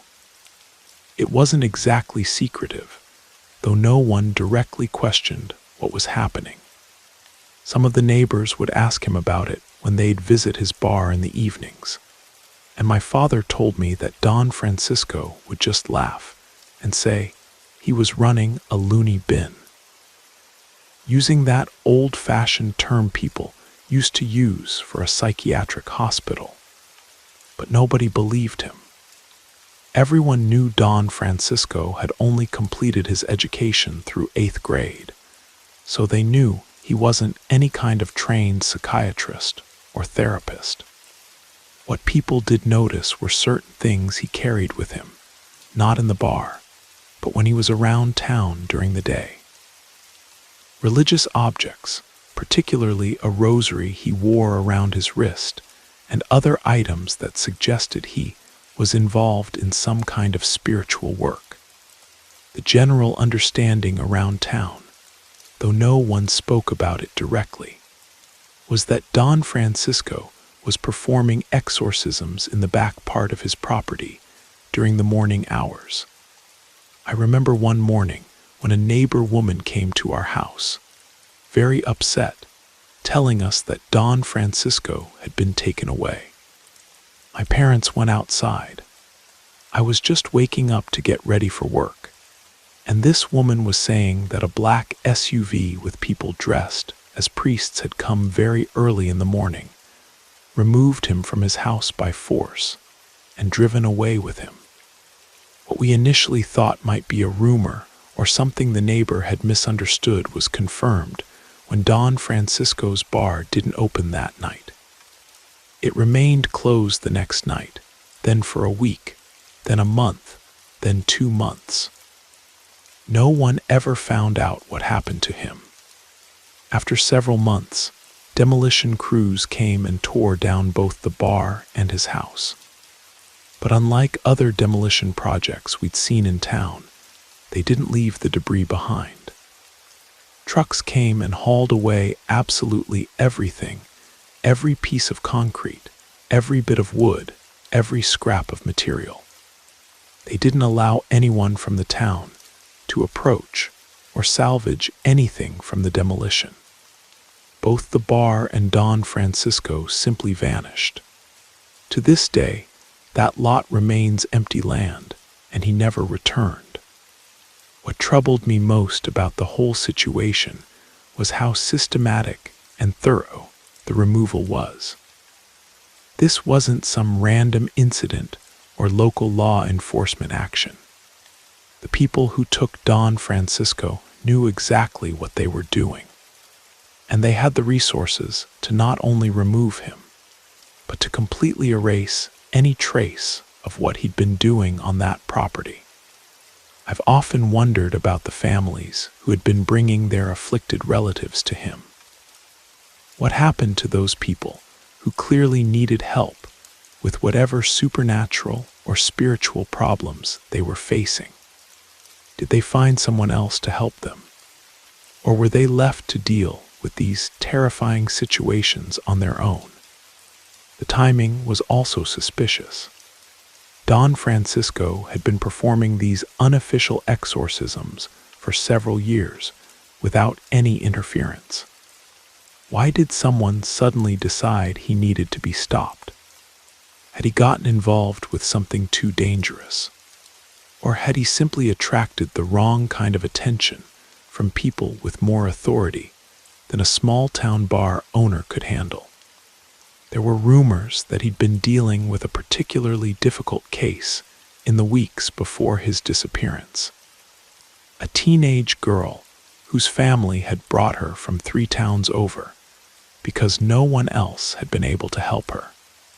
Some of the neighbors claimed they'd heard screaming coming from his property that was unlike anything they'd experienced before. Sounds that didn't seem entirely human. Whether that case was connected to what happened to Don Francisco, I'll never know. But the fact remains that one day he was there, helping desperate families deal with supernatural afflictions, and the next day he was gone as if he'd never existed at all. The efficiency of his removal and the complete erasure of his property suggest that someone with significant power and resources decided that Don Francisco's activities needed to end permanently.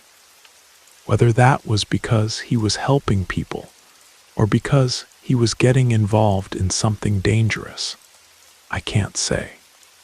All I know is that there are things happening in small towns that most people never hear about. Things that get dealt with quietly and thoroughly by people who have the authority to make problems disappear completely. And sometimes, those problems include the people trying to solve them. Don Francisco may have been an untrained man with a kind heart trying to help families in desperate situations, or he may have been dabbling in forces beyond his understanding.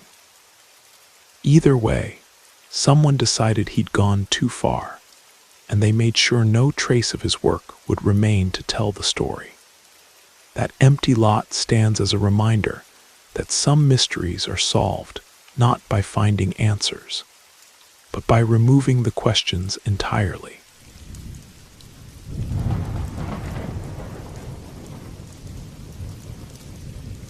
When I was 15 years old, I got my first real job at a general store in a small town outside Phoenix, Arizona.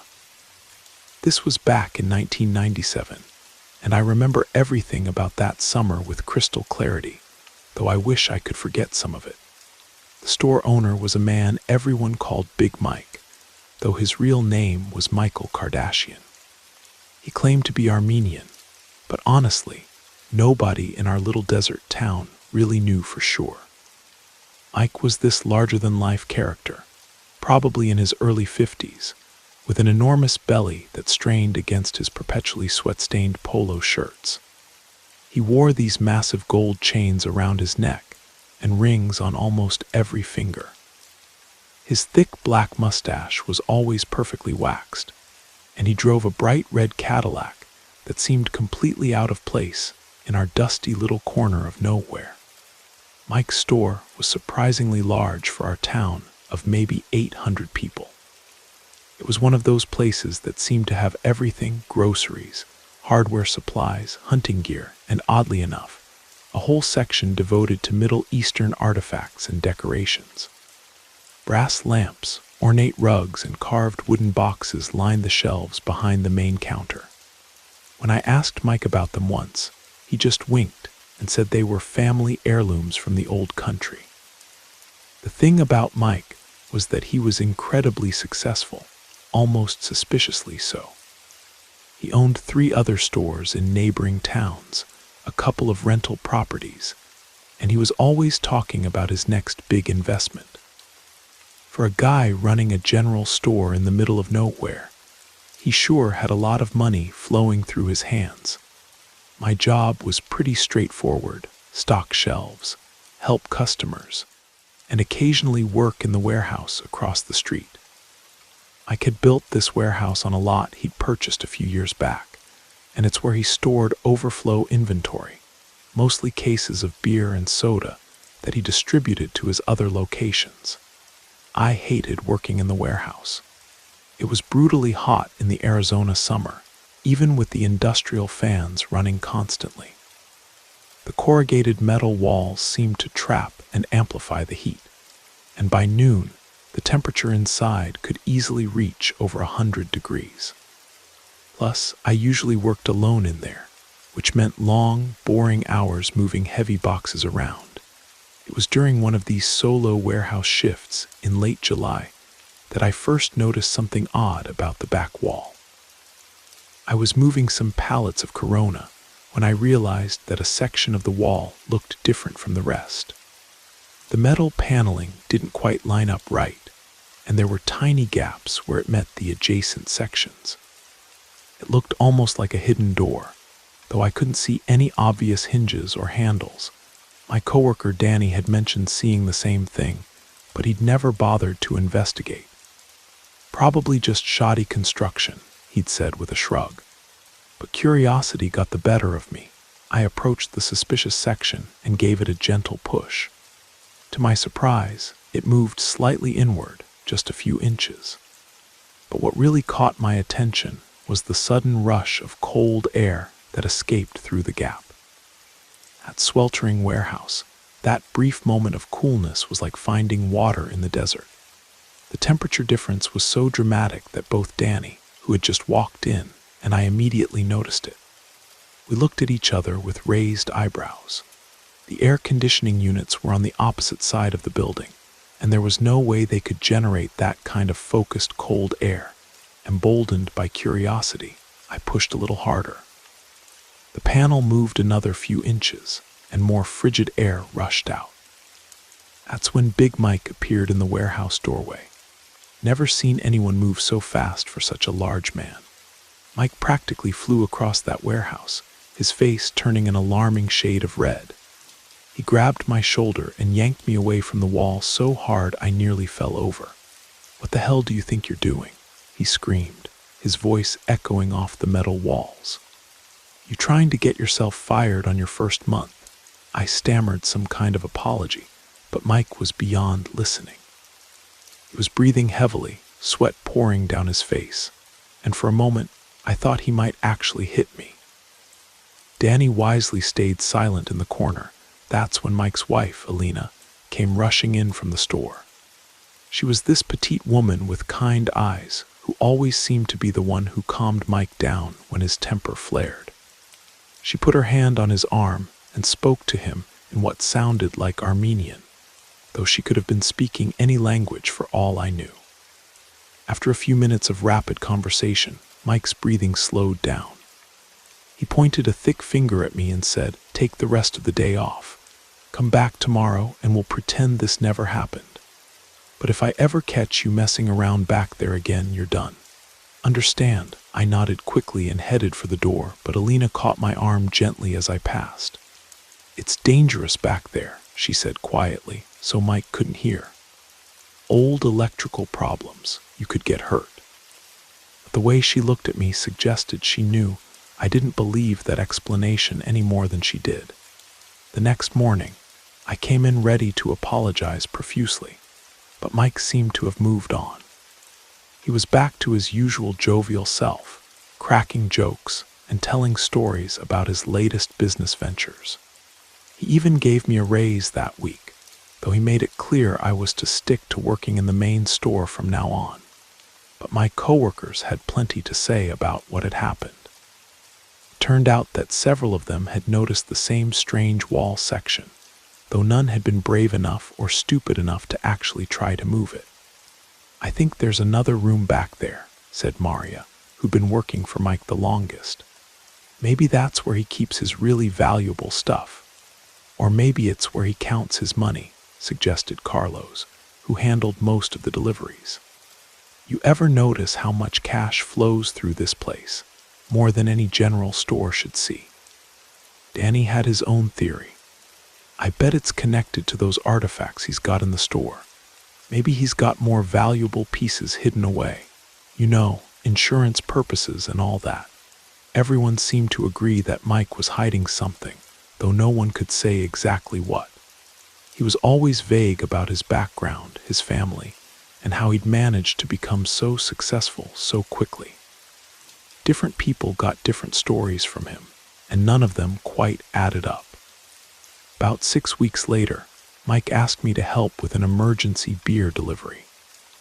A truck was coming in late, and we needed all hands to get it unloaded before the driver's shift ended.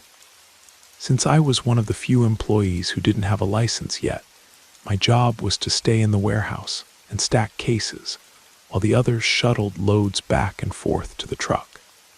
This meant I was alone in the warehouse for stretches of time, something that hadn't happened since the incident with the wall. I tried to focus on my work, but my eyes kept drifting to that back section. The panels were still slightly misaligned, just as I'd left them weeks ago. I was stacking cases of Budweiser when I accidentally knocked over a small tower of boxes. As I bent down to pick them up, I found myself facing the mysterious wall section directly. And that's when I felt it again, that unmistakable flow of cold air. But this time, I hadn't touched anything. Panel hadn't moved, but somehow that frigid breeze was still flowing out. I stood up slowly, every hair on my arm standing on end despite the oppressive heat. That's when I heard the voice. It was barely above a whisper, raspy and strained, like someone who hadn't spoken in a very long time. It seemed to come from right behind me, though I knew I was alone in the warehouse. "Help me," it said, so quietly I almost convinced myself I'd imagined it. My legs felt like they were made of concrete. I wanted to run, to scream, to do anything other than stand there listening, but my body wouldn't respond. The voice came again, clearer this time, and definitely from behind me, near the wall. "Please help me." I felt a tugging sensation on the back of my work shirt, gentle but insistent. It was then that my paralysis broke, and I bolted for the warehouse door like my life depended on it. Alina was manning the cash register when I burst through the store's front entrance. She took one look at my face and immediately led me to the back office, away from the customers. "You were working alone in the warehouse," she said. It wasn't a question. I nodded, still trying to catch my breath. She studied my face for a long moment, then sighed deeply. I told him this would happen eventually, that place. It's not safe for anyone to be alone in there, especially not at night when things get active. Active, I managed to croak out. Lena glanced toward the warehouse across the street, then back at me. "Some places hold on to things, memories, emotions, sometimes people." She paused, seeming to weigh her words carefully. "That building, it wasn't always a warehouse. Before Mike bought that land, there was a house there. A very old house where some very sad things happened. She didn't elaborate, and I didn't ask.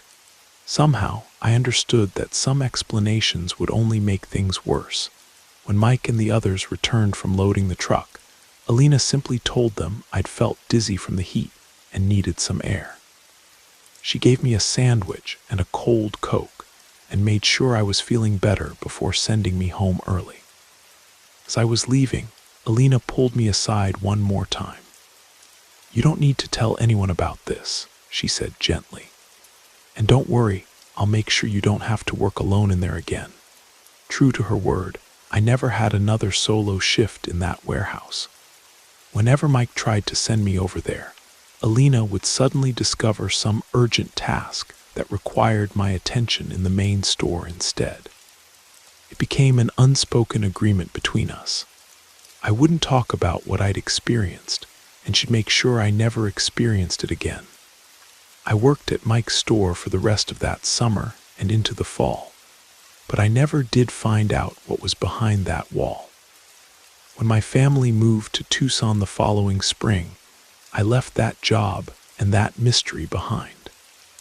But sometimes, on particularly hot days when the air conditioning kicks in, and I feel that sudden rush of cold air, I'm reminded of that warehouse and that desperate, whispered plea for help. I wonder if whoever or whatever was trapped back there is still waiting, still hoping for someone brave enough to push that panel all the way open. I've never been back to that town, and I probably never will. But I sometimes wonder if Mike's warehouse is still there, and if that voice is still calling out to anyone who happens to be listening. Some mysteries, I've learned, are better left unsolved.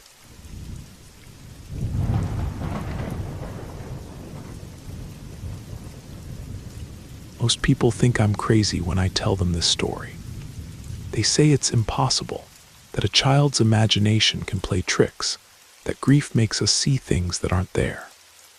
But I know what I experienced, and my grandmother eventually confirmed it all happened exactly as I remembered.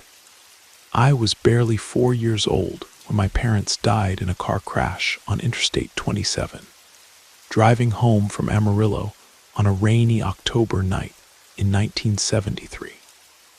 My grandparents took me in without hesitation, and their small ranch outside Plainview, Texas, became my whole world. Granddad raised cattle and worked odd jobs in town, while Grandma tended to the chickens, the vegetable garden, and me. For 6 years, life was simple and predictable. Granddad would wake before dawn to check on the animals. Grandma would have breakfast ready by the time the sun crested the horizon, and I'd tag along wherever they'd let me.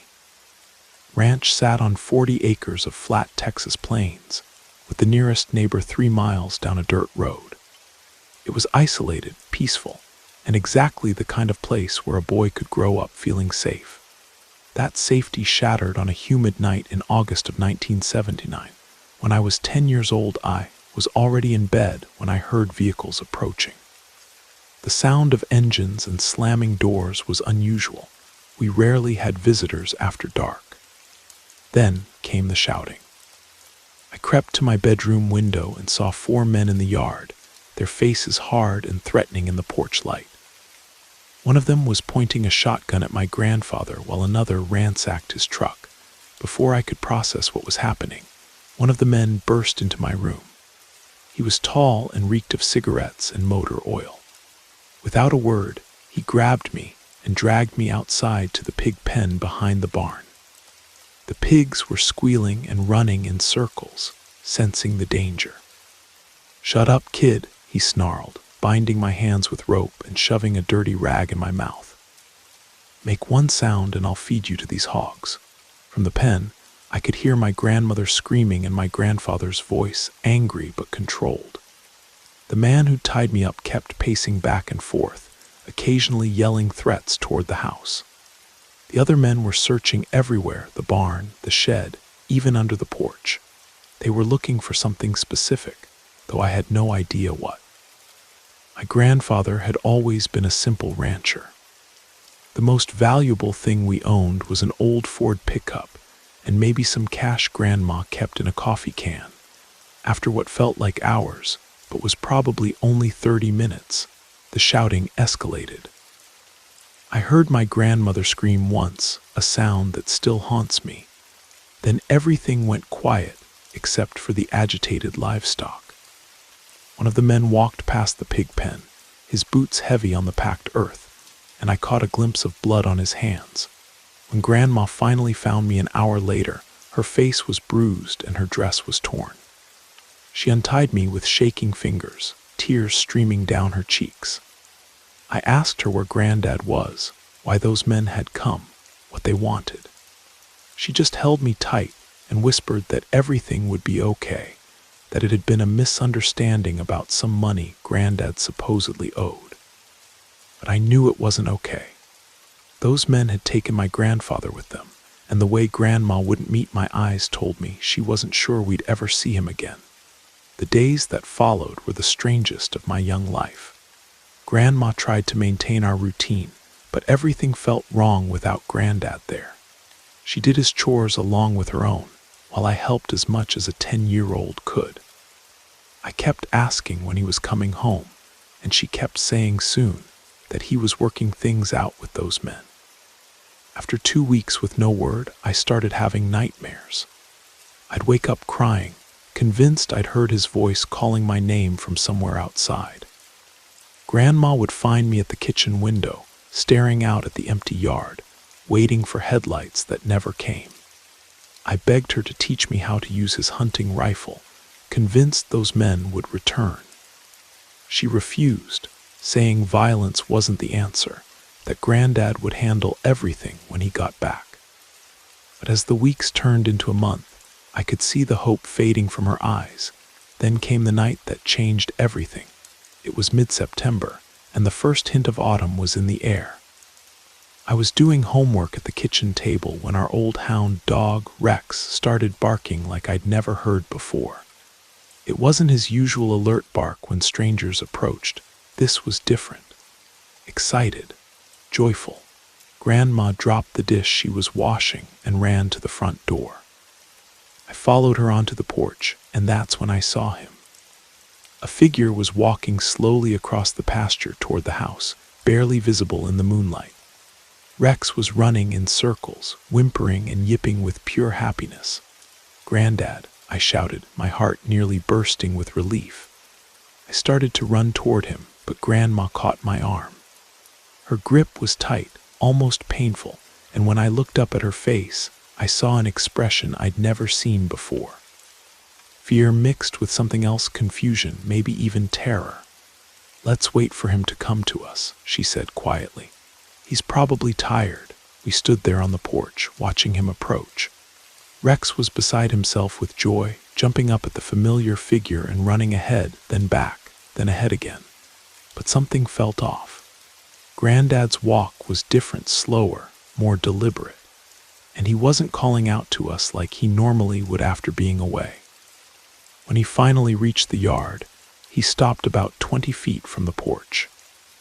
Even in the dim light, I could see it was definitely him, same worn Levi's, same flannel shirt, same weathered cowboy hat. But he just stood there, looking at us without saying a word. "Granddad," I called out, "are you okay?"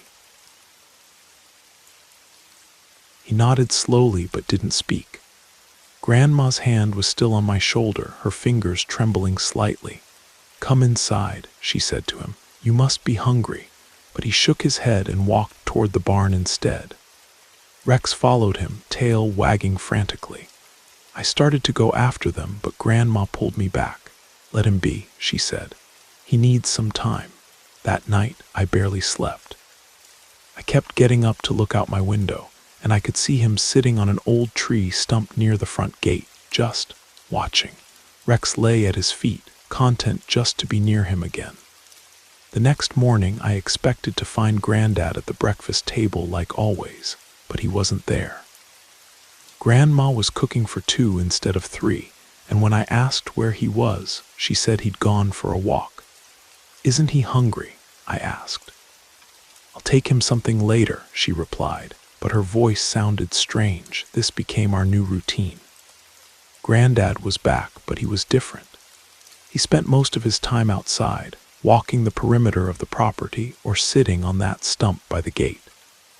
Sometimes I'd catch glimpses of him in the barn or near the cattle pen, but he always seemed to be watching, waiting for something. The few times I managed to talk to him, he was kind but distant. He'd ruffle my hair or ask about school, but the conversations never lasted long. It was like he was there but not there, present in body but somewhere else in spirit. Grandma continued doing all his old chores, which puzzled me. When I asked why Granddad wasn't helping with the cattle or fixing the broken fence, she'd say he was focused on other things, that we shouldn't bother him. I noticed they weren't sleeping in the same room anymore. Grandma had moved to the guest bedroom, and when I asked about it, she said Granddad needed his rest and shouldn't be disturbed. But late at night, I'd sometimes see him sitting in his favorite chair in the living room, staring out the window with one of his rifles across his lap. Everything felt wrong. but I was just a kid. I didn't understand what trauma could do to a person, how being kidnapped and threatened might change someone.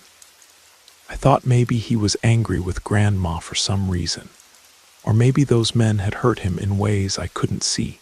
3 weeks after his return, a sheriff's deputy came to the house.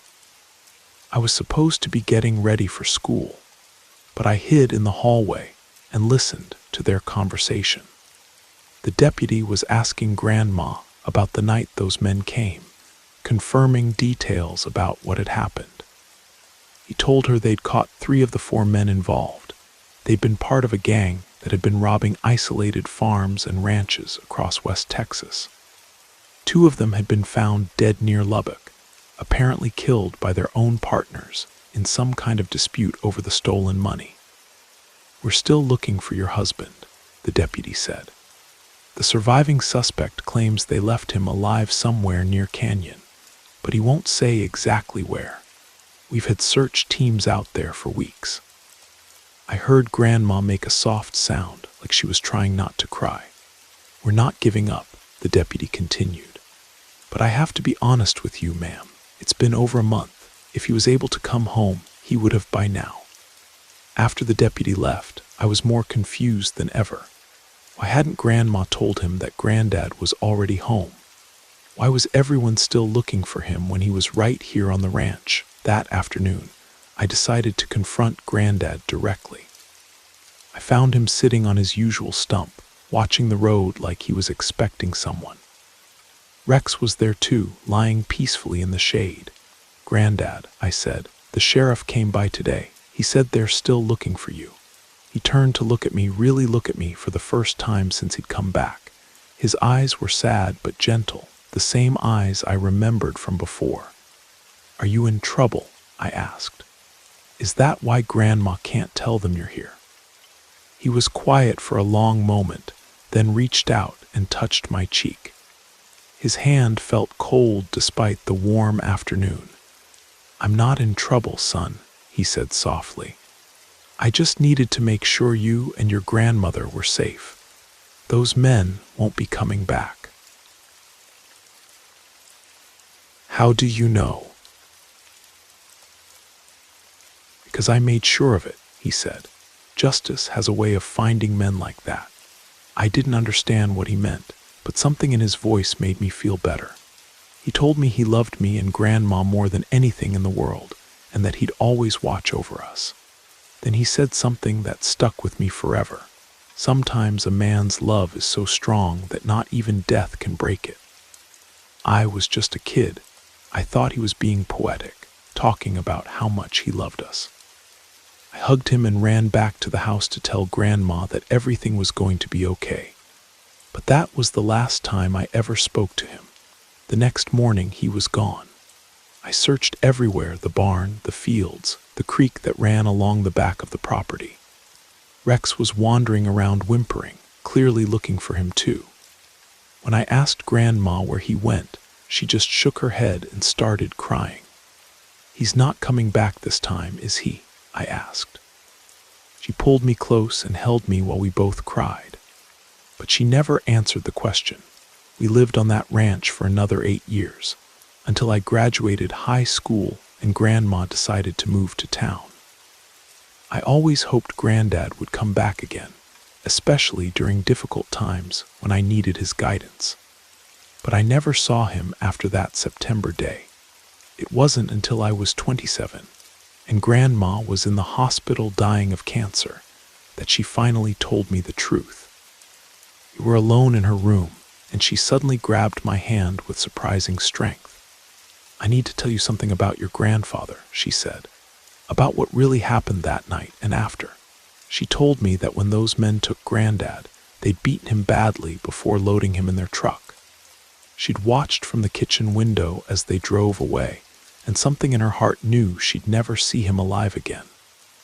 "When you said he came home that night," she whispered, "when you were so happy to see him." "I couldn't see him, honey. I never saw him, not once." I stared at her, not understanding. "The dogs could see him," she continued. "They were so excited, just like you said. but I couldn't see anything except Rex running around barking at empty air. When you talked to him, when you said he was sitting on that stump, I just saw you talking to nothing. The room seemed to spin around me. But you acted like you could see him too. You said you'd take him food. I played along because I didn't know what else to do, she said, tears streaming down her face. I thought maybe you were having some kind of breakdown from the trauma. But the dogs, how could I explain the dogs? They saw him too, I know they did. She told me that she'd pretended to take him meals, pretended to understand why he wasn't coming inside, because she didn't want to make me feel crazy or alone. She'd moved to the guest room because she couldn't bear sleeping in their bed, not because he needed space. The night he disappeared for good, she said, that's when I knew for certain what had happened. The deputy came back the next week and said they'd found his body in a ravine outside Canyon. He'd been dead for over a month. I sat there in stunned silence, trying to process what she was telling me. So when I thought he came home, his spirit came home, she said firmly. I believe that with all my heart. He came back to make sure we were safe, to watch over us until those men were caught or dead. And when his job was done, when he knew we'd be okay, he finally let go. She squeezed my hand one more time. I'm sorry I never told you. I thought maybe it would be better if you just remembered him as being there when you needed him most. Grandma died 2 days later, and I was left alone with this incredible secret. For years, I wondered if she'd made it all up to comfort a grieving child, if maybe she'd been the one having a breakdown after losing her husband. But I know what I experienced. I know I talked to my grandfather, touched his hand, saw him sitting on that stump night after night. And I know that Rex, our faithful old hound dog who'd never shown excitement for anything except food and belly rubs, went absolutely crazy with joy the night he came home. Some people say the love between family members is so powerful that it can transcend death itself. Others say that grief and trauma can make us see what we need to see to survive the worst moments of our lives. I don't know which explanation is true, and after all these years, I'm not sure it matters. What I know is that when I needed my grandfather most, he was there.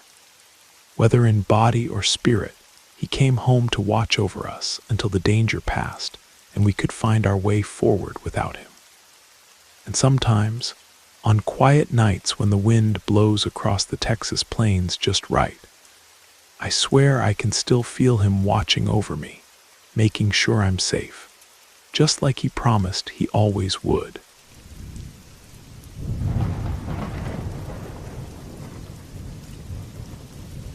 I'm originally from a small town in the mountains of North Carolina, a place called Cedar Ridge that sits right off the highway between Asheville and Charlotte. Most of my family still lives there, and I visit frequently from my home in Atlanta. It was during one of those family visits, when we were all gathered for my grandmother's birthday, that my aunt shared a story that brought back a memory I had somehow managed to suppress for years. I was about 16 when this happened, and honestly, the busy pace of city life and completely changing my circumstances had made me forget the details until she brought it all rushing back. We were sitting outside on my grandmother's front porch on a warm summer evening, all the cousins and aunts and uncles sharing stories, when one of our neighbors came hurrying down from the wooded hill that sat just 2 blocks behind our house. I knew this man, Mr. Henderson, though we didn't talk to him often. He was a quiet, serious person who occasionally had a drink, but was never what you'd call a problem drinker or troublemaker. That's why it was so shocking when he came running down that hill, clearly terrified, shouting about a woman up there in the woods.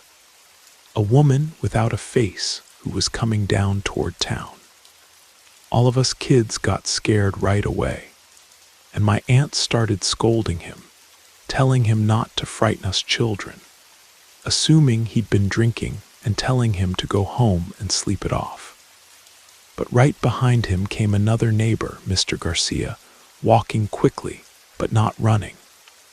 We had a much better relationship with him. He was almost like family to us. He arrived trying to calm Mr. Henderson down, telling him that whatever he'd seen had stayed up there in the woods and wouldn't come down to the town. My aunt's whole attitude changed when she saw that Mr. Garcia was involved too. She asked him directly what was going on up there. Mr. Garcia helped Mr. Henderson sit down on our front steps, and then, with all of us listening, he explained what had happened. He said that he and Mr. Henderson had been up in the woods collecting firewood. This was 1994, and several families still used wood stoves for heating and cooking. They'd been talking while they worked, and it was just starting to get dark when they both heard footsteps in the forest. The footsteps definitely sounded human rather than animal, so they looked toward the sound, peering through the trees and undergrowth. Mr. Henderson saw her first and called out to Mr. Garcia, who turned and saw her too. When Mr. Henderson panicked and ran toward town, yelling for his friend not to stay there alone, Mr. Garcia got a much clearer look at what they'd encountered. He described a naked woman standing among the trees, but where her face should have been, there was nothing, just a smooth, blank surface, as if her features had been erased or never existed at all. He said it was the most disturbing and unnatural thing he'd ever seen in his life. After hearing this account, Mr. Henderson was taken home, and Mr. Garcia went to his own house as well. We all thought that would be the end of it. But several weeks later, my grandmother told us that Mr. Garcia, the one who had seemed calmer and less affected that night, hadn't been able to get out of bed since the day after the incident. He'd called in sick to work and had been bedridden for days. My grandmother had gone to check on him after his wife asked her to, and she learned something that made the whole situation even more disturbing. Mr. Garcia's wife told my grandmother that every night since the encounter, her husband claimed he could see the faceless woman standing outside their bedroom window, looking in at him. He kept saying she was coming for him and begging his wife not to let her into the house. The problem was, no one else could see her.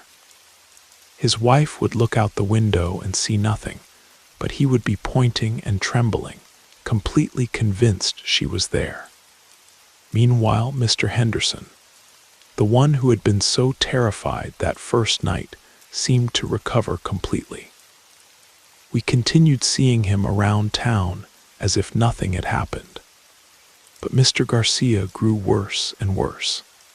After about a month, we stopped seeing him around town entirely.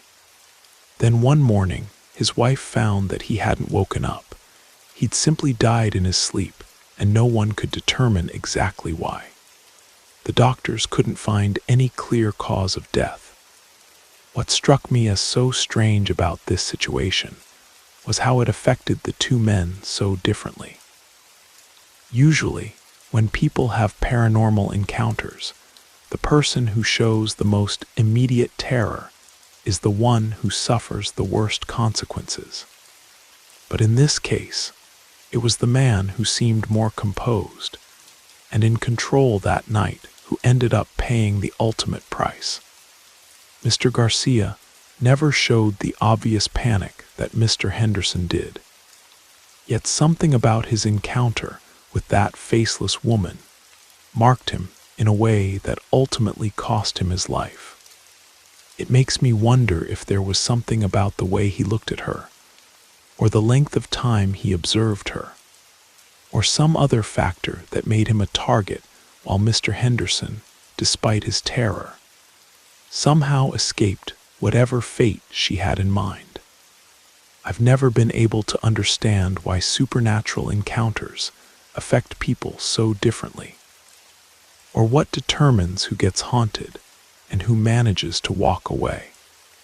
All I know is that something in those North Carolina woods took notice of two men that evening, and only one of them lived to tell the full story.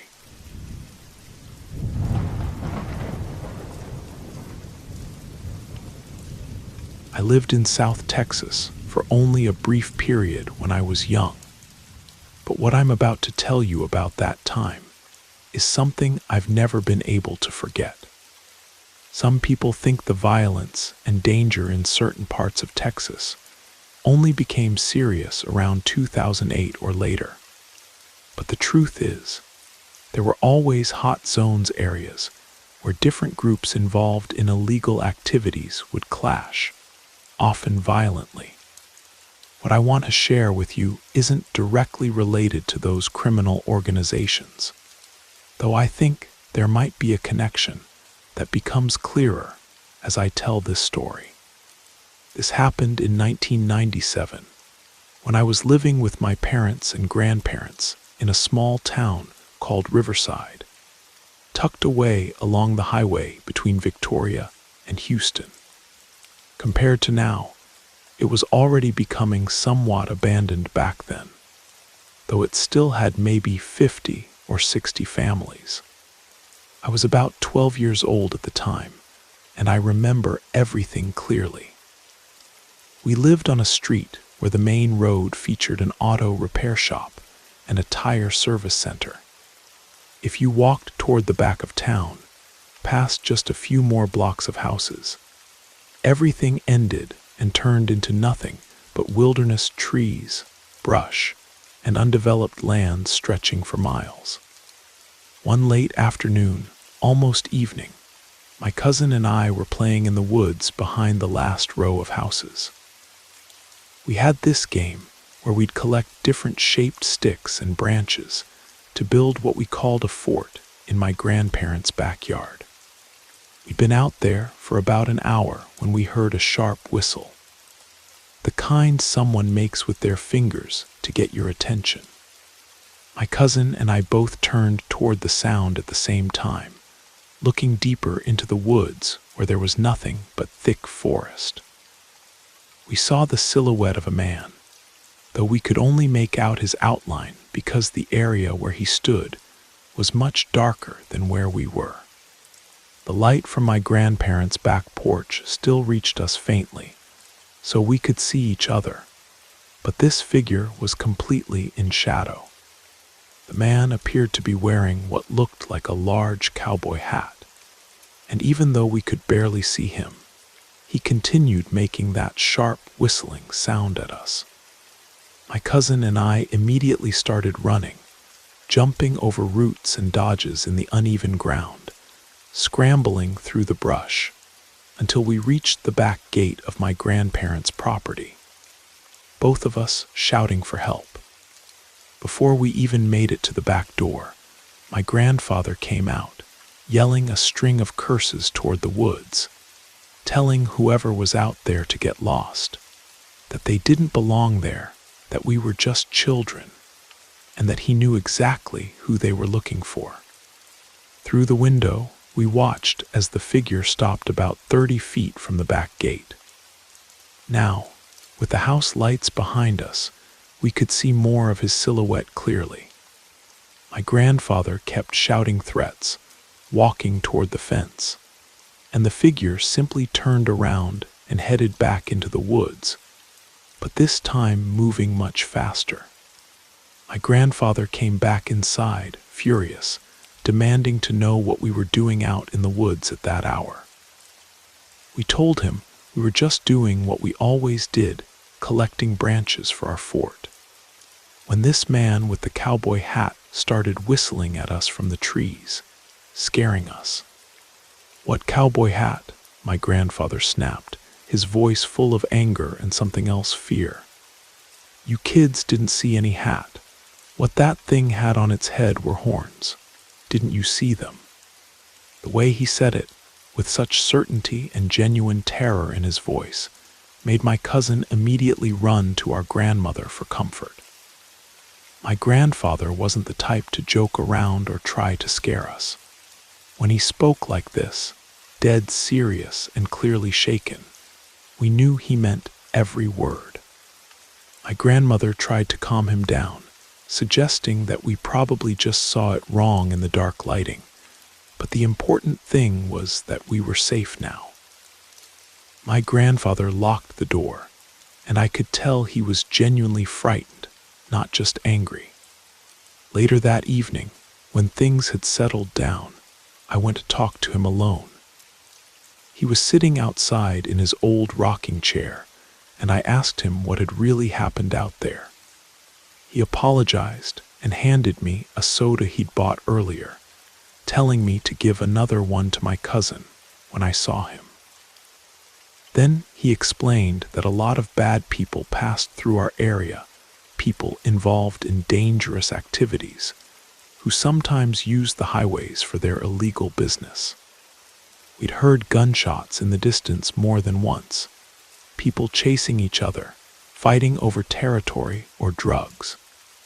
My grandfather believed that all this evil activity left something behind in the area, something that attracted other dark things that weren't entirely human.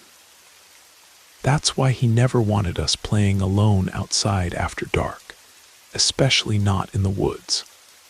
Just a few months after that night, our entire family moved to a town outside of San Antonio, and we never went back to Riverside. The question I keep coming back to is whether the presence of so much human evil in that area, all the violence, the drug trafficking, the murders, somehow drew other malevolent forces to that place. Was it just a coincidence that we encountered something supernatural in an area where so much real-world darkness was already taking place? Or does evil attract evil, regardless of whether it's human or something else entirely? I think about that figure in the woods sometimes, and I'm certain of one thing. Whatever my grandfather saw when he looked at that silhouette, it scared a man who wasn't easily frightened. And if he said it had horns instead of a hat, then I believe him completely.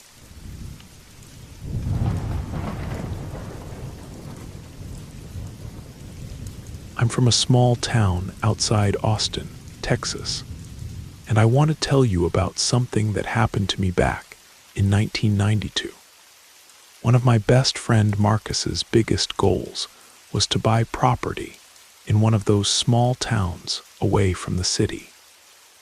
His family never had a good relationship with him. They never considered inviting him to the reunions they held at his grandparents' house. It wasn't that it affected him much that they didn't invite him. They didn't even like each other.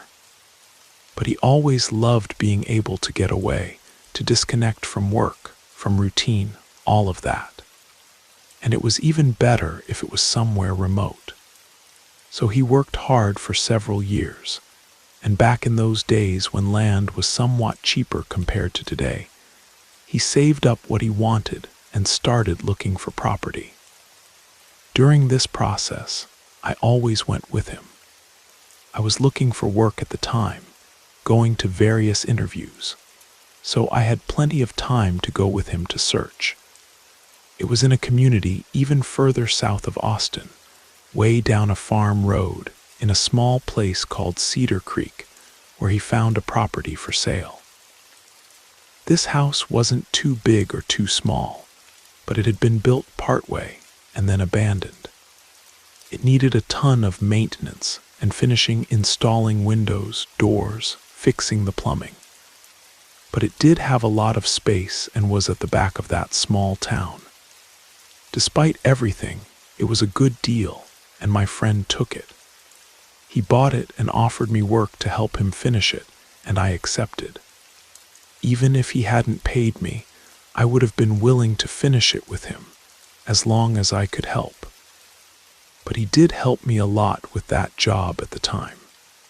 During the first few days, I realized it was going to be tough work restoring that house. We had a lot to work on. Some pipes were completely shot, for example. The fact that it had been left incomplete had also damaged much of the structure over time. But looking at it carefully, it was worth the work.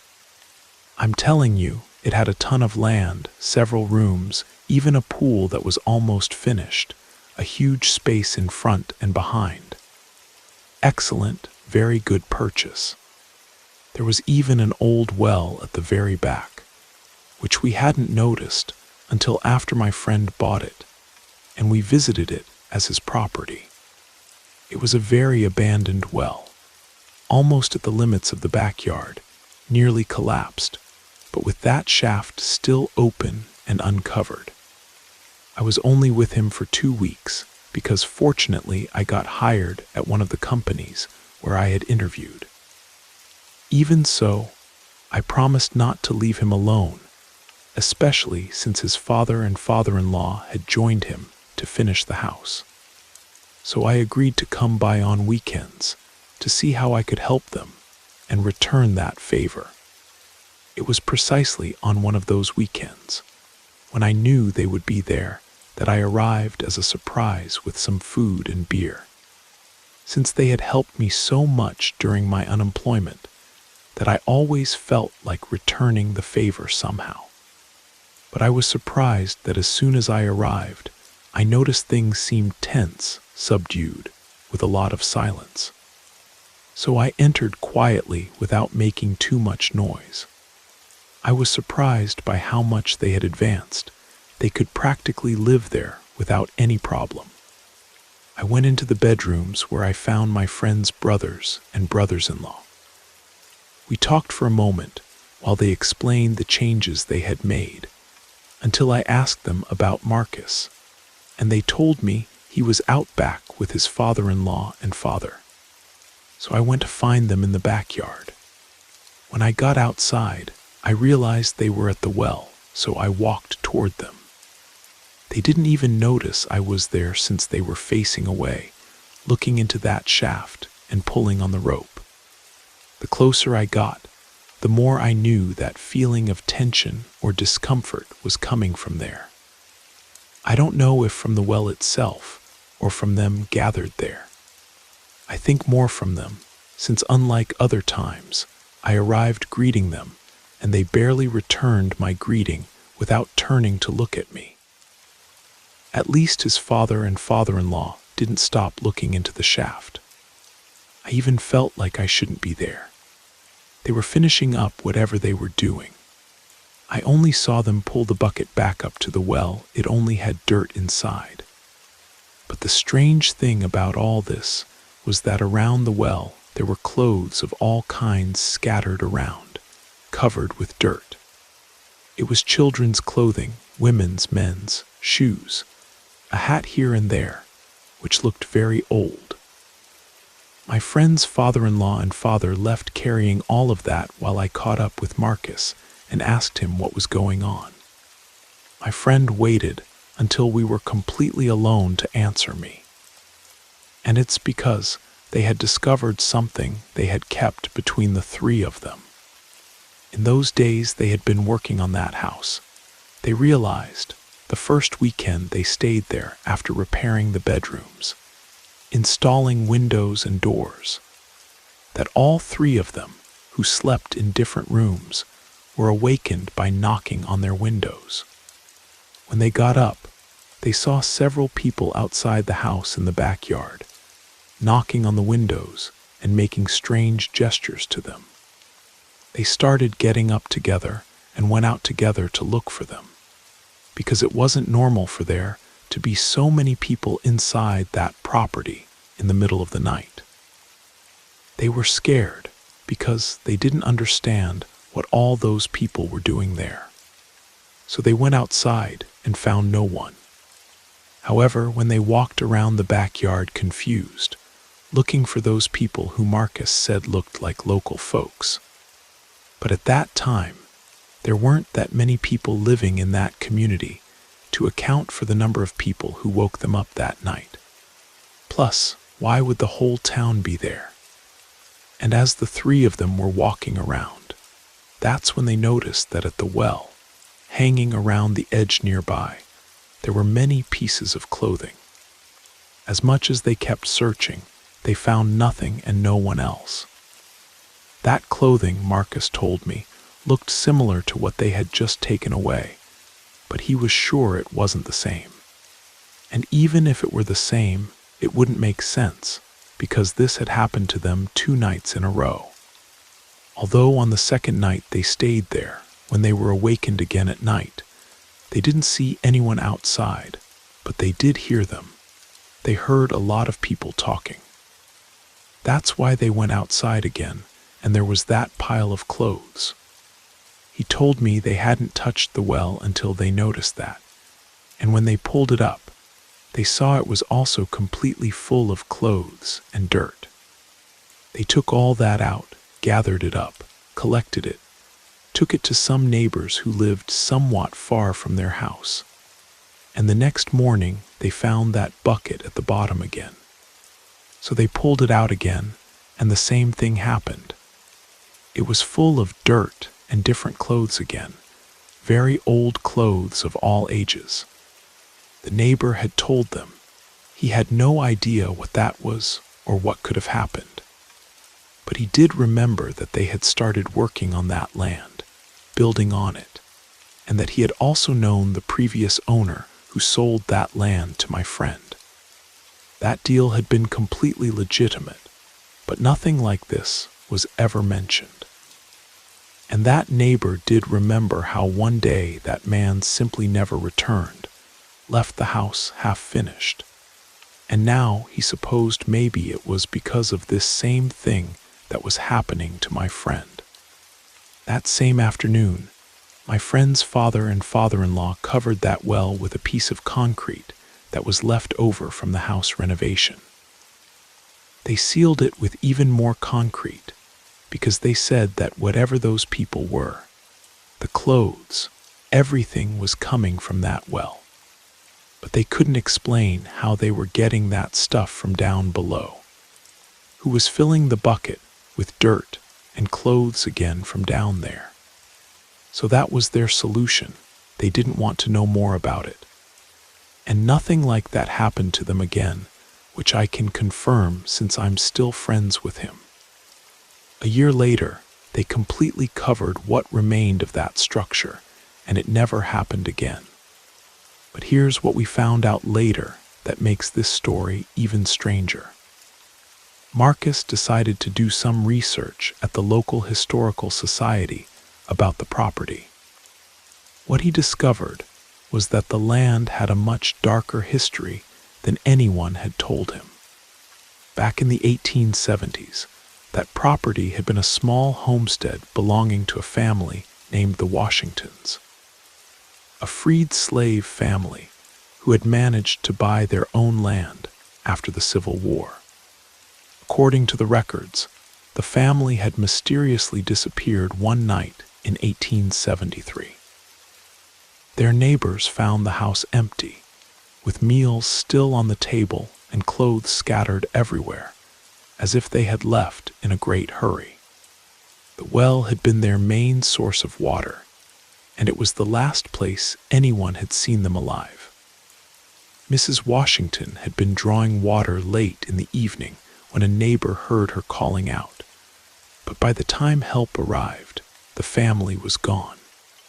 The neighbor reported seeing clothes floating in the well, but when they pulled them out, they found the well was much deeper than anyone had realized. Local authorities at the time conducted a brief investigation, but with the tensions of Reconstruction, the disappearance of a black family didn't receive much attention. The case was closed, and the land eventually was sold for taxes. What disturbed Marcus the most was learning that similar incidents had been reported every few decades when someone tried to build on that land. The pattern was always the same families or workers would report seeing people in period clothing around the property at night. clothes would appear around the well, and the bucket would mysteriously refill with old garments and dirt. Marcus realized that sealing the well had been the right decision, but he couldn't shake the feeling that the Washington family was still trying to tell someone their story, still looking for justice, or at least acknowledgement of what had happened to them all those years ago. He kept the property and finished the house, but he never felt completely comfortable there, especially on quiet nights when the wind would whistle across the sealed well. Sometimes, he told me, he thought he could hear voices carried on that wind, not threatening, but mournful, like people calling out for help that never came.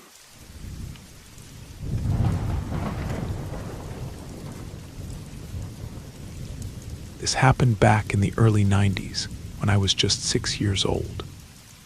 We lived in a small town called Cedar Falls in rural Oregon, and there was this old reservoir surrounded by pine trees that everyone called Mirror Lake. It wasn't really a lake, more like a large pond that collected rainwater during the wet season.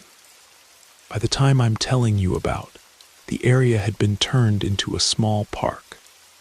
But back then, it was just this natural water collection with a worn dirt path around it. I remember it was sometime in mid-October of 1994, during one of those heavy Pacific Northwest rain seasons that seemed to go on forever. That particular day, my mother had taken me with her to renew her driver's license at the town hall. The place was packed, seemed like half the town had the same idea, and in all the commotion, I lost sight of her. Being 6 and pretty independent for my age, I decided I could find my way home on my own. I knew the route perfectly, and it included a shortcut that went right past Mirror Lake. The rain had been coming down for days, so the reservoir was filled to capacity, something my mother had always warned me about. Stay away from that water, she'd say, especially when it's high like that. It's deeper than it looks. But you know how kids are, danger doesn't really register the same way. When I got to the lake, I found myself drawn to the edge. I started picking up stones and throwing them in, watching the ripples spread across the dark surface.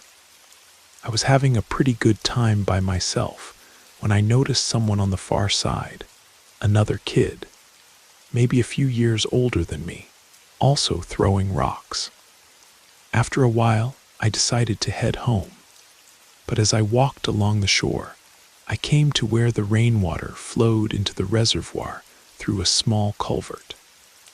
The ground there had eroded into a kind of gully, and you could actually climb down closer to the water level. That's when I saw him again, the same boy I'd spotted earlier. He was down in the gully now, much closer to the water.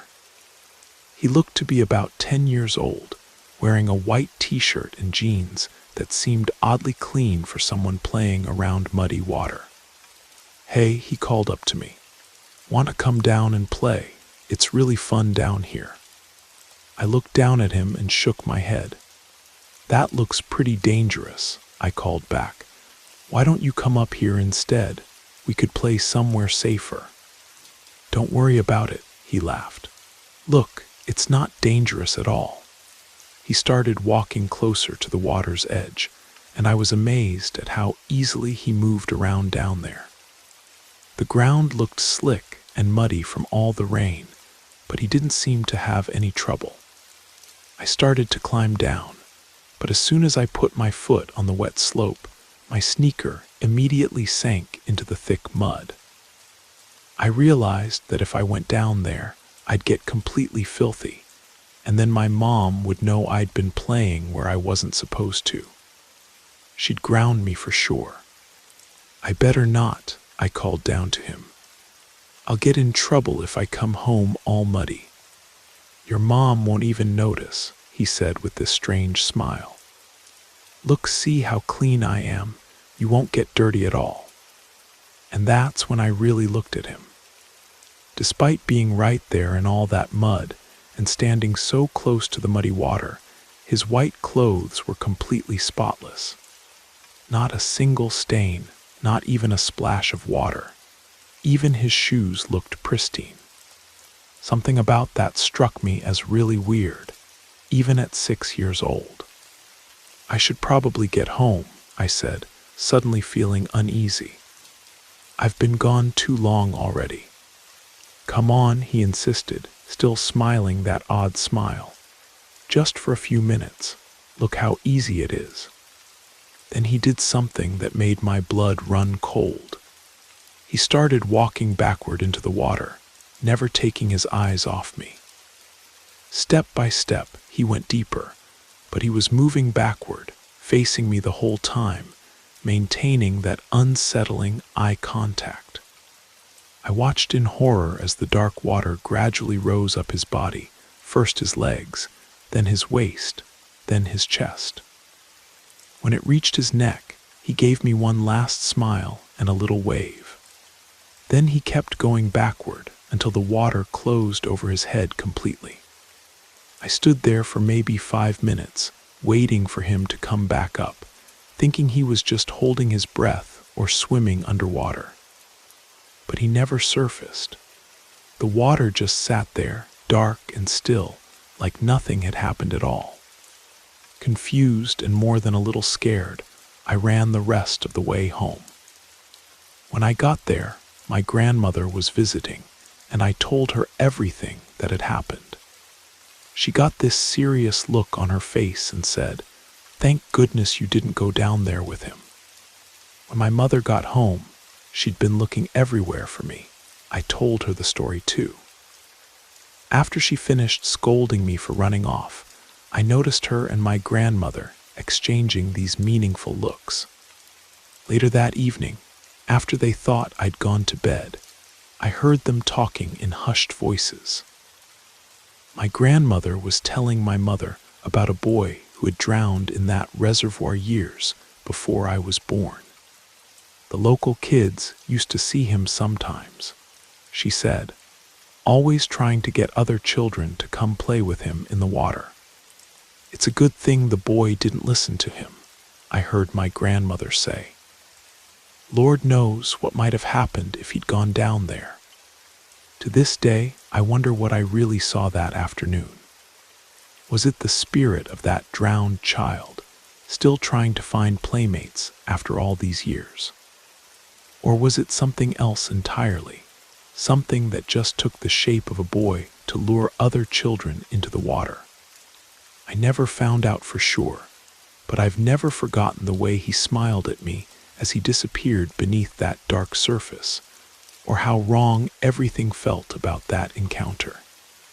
And I've never gone back to Mirror Lake, not even as an adult. Some mysteries are better left unsolved.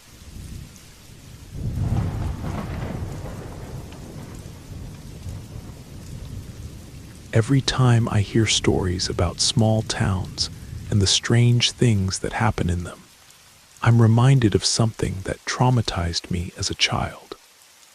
I've never told this story outside my family, but I think it's time to share what happened that night in rural Oregon. When I was 12 years old, I lived with my parents in a tiny town called Millfield, about 30 miles north of Eugene. It wasn't just my immediate family there. My aunt, uncle, and cousin lived 2 streets over, at the very edge of town where the houses gave way to dense forest.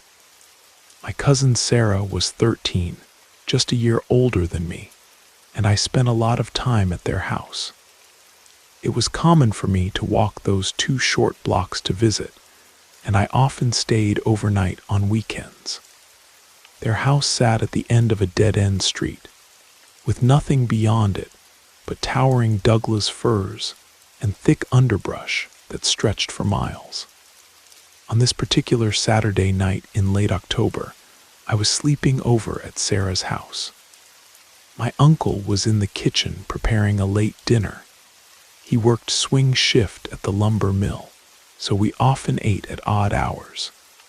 Sarah and I were in the living room when we heard the familiar sound of my aunt's radio crackling to life on the front porch. Every night, without fail, Aunt Margaret would sit outside and listen to this old horror radio show called Midnight Tales. It was a throwback to the classic radio dramas of the 40s and 50s, complete with creepy sound effects and spine-chilling stories. Sarah and I loved it, so as soon as we heard that radio, we'd grab a couple of folding chairs and join her on the porch. The October air was crisp and clear, perfect for sitting outside under the stars and letting our imaginations run wild with whatever terrifying tale was being broadcast that night. We'd positioned our chairs facing the street, with the radio between us, when about 20 minutes into the show, all three of us noticed movement down the road. A woman was walking toward us along the gravel street. At first glance, she seemed normal enough thin, maybe in her 40s, with short brown hair and pale skin. She wore a simple beige dress that looked like it might have been fashionable decades ago. But as she got closer, something became horribly, unmistakably wrong. She had no legs. From her knees down, there was simply nothing. She was floating about 3 feet off the ground, but her torso moved as if she were walking normally, her arms swinging naturally at her sides, her head held high as if she were strolling down any ordinary street on any ordinary evening. The street was poorly lit, with only one flickering street lamp about 50 yards away, but there was no mistaking what we were seeing. Where her legs should have been, there was just empty air, and yet she moved forward with purpose and grace, as if this were the most natural thing in the world. My aunt immediately grabbed both Sarah and me by the arms, her fingers digging into our skin hard enough to leave bruises. She didn't say a word, but her grip told us everything. Don't move, don't speak, don't even breathe too loudly. I was fighting back tears, terrified beyond anything I'd ever experienced. Sarah was making these tiny whimpering sounds, barely audible even in the complete silence that had fallen over us. The horror radio show continued playing, but none of us were listening anymore. The worst part was that this floating woman never took her eyes off us. As she moved past our house, she turned her head almost completely around, like an owl, never breaking eye contact. Her face was expressionless, not threatening exactly, but not human either. There was something ancient and unknowable in her gaze. We watched in frozen terror as she continued down the street until she reached the tree line at the end of the road. Then, as smoothly as if she were stepping through a doorway, she floated directly into the forest and vanished among the massive tree trunks. Only then did my aunt release our arms. "Get inside," she whispered urgently. "Now." We practically ran through the front door. My aunt shut off the radio, locked the door, and drew all the curtains. My uncle immediately wanted to know what had happened, and when my aunt explained what the three of us had witnessed, he tried to reassure us that we'd probably just seen shadows or mist, that our imaginations had been heightened by the horror show. But he didn't see what we saw. There was no mistaking it for anything natural or explainable. The three of us sat in that kitchen for the rest of the night, drinking hot chocolate and trying to process what we'd experienced. We never spoke about it outside the family, and thankfully, we never saw her again. But sometimes, when I'm driving through small towns at night, I find myself scanning the streets, wondering if she's still out there somewhere, floating through the darkness, watching the living with those ancient, unblinking eyes. What was she? A spirit trapped between worlds, a warning of something to come. I'll never know, but I'll never forget the sight of that woman moving through the night without legs to carry her, as if the very air itself was her pathway through our world.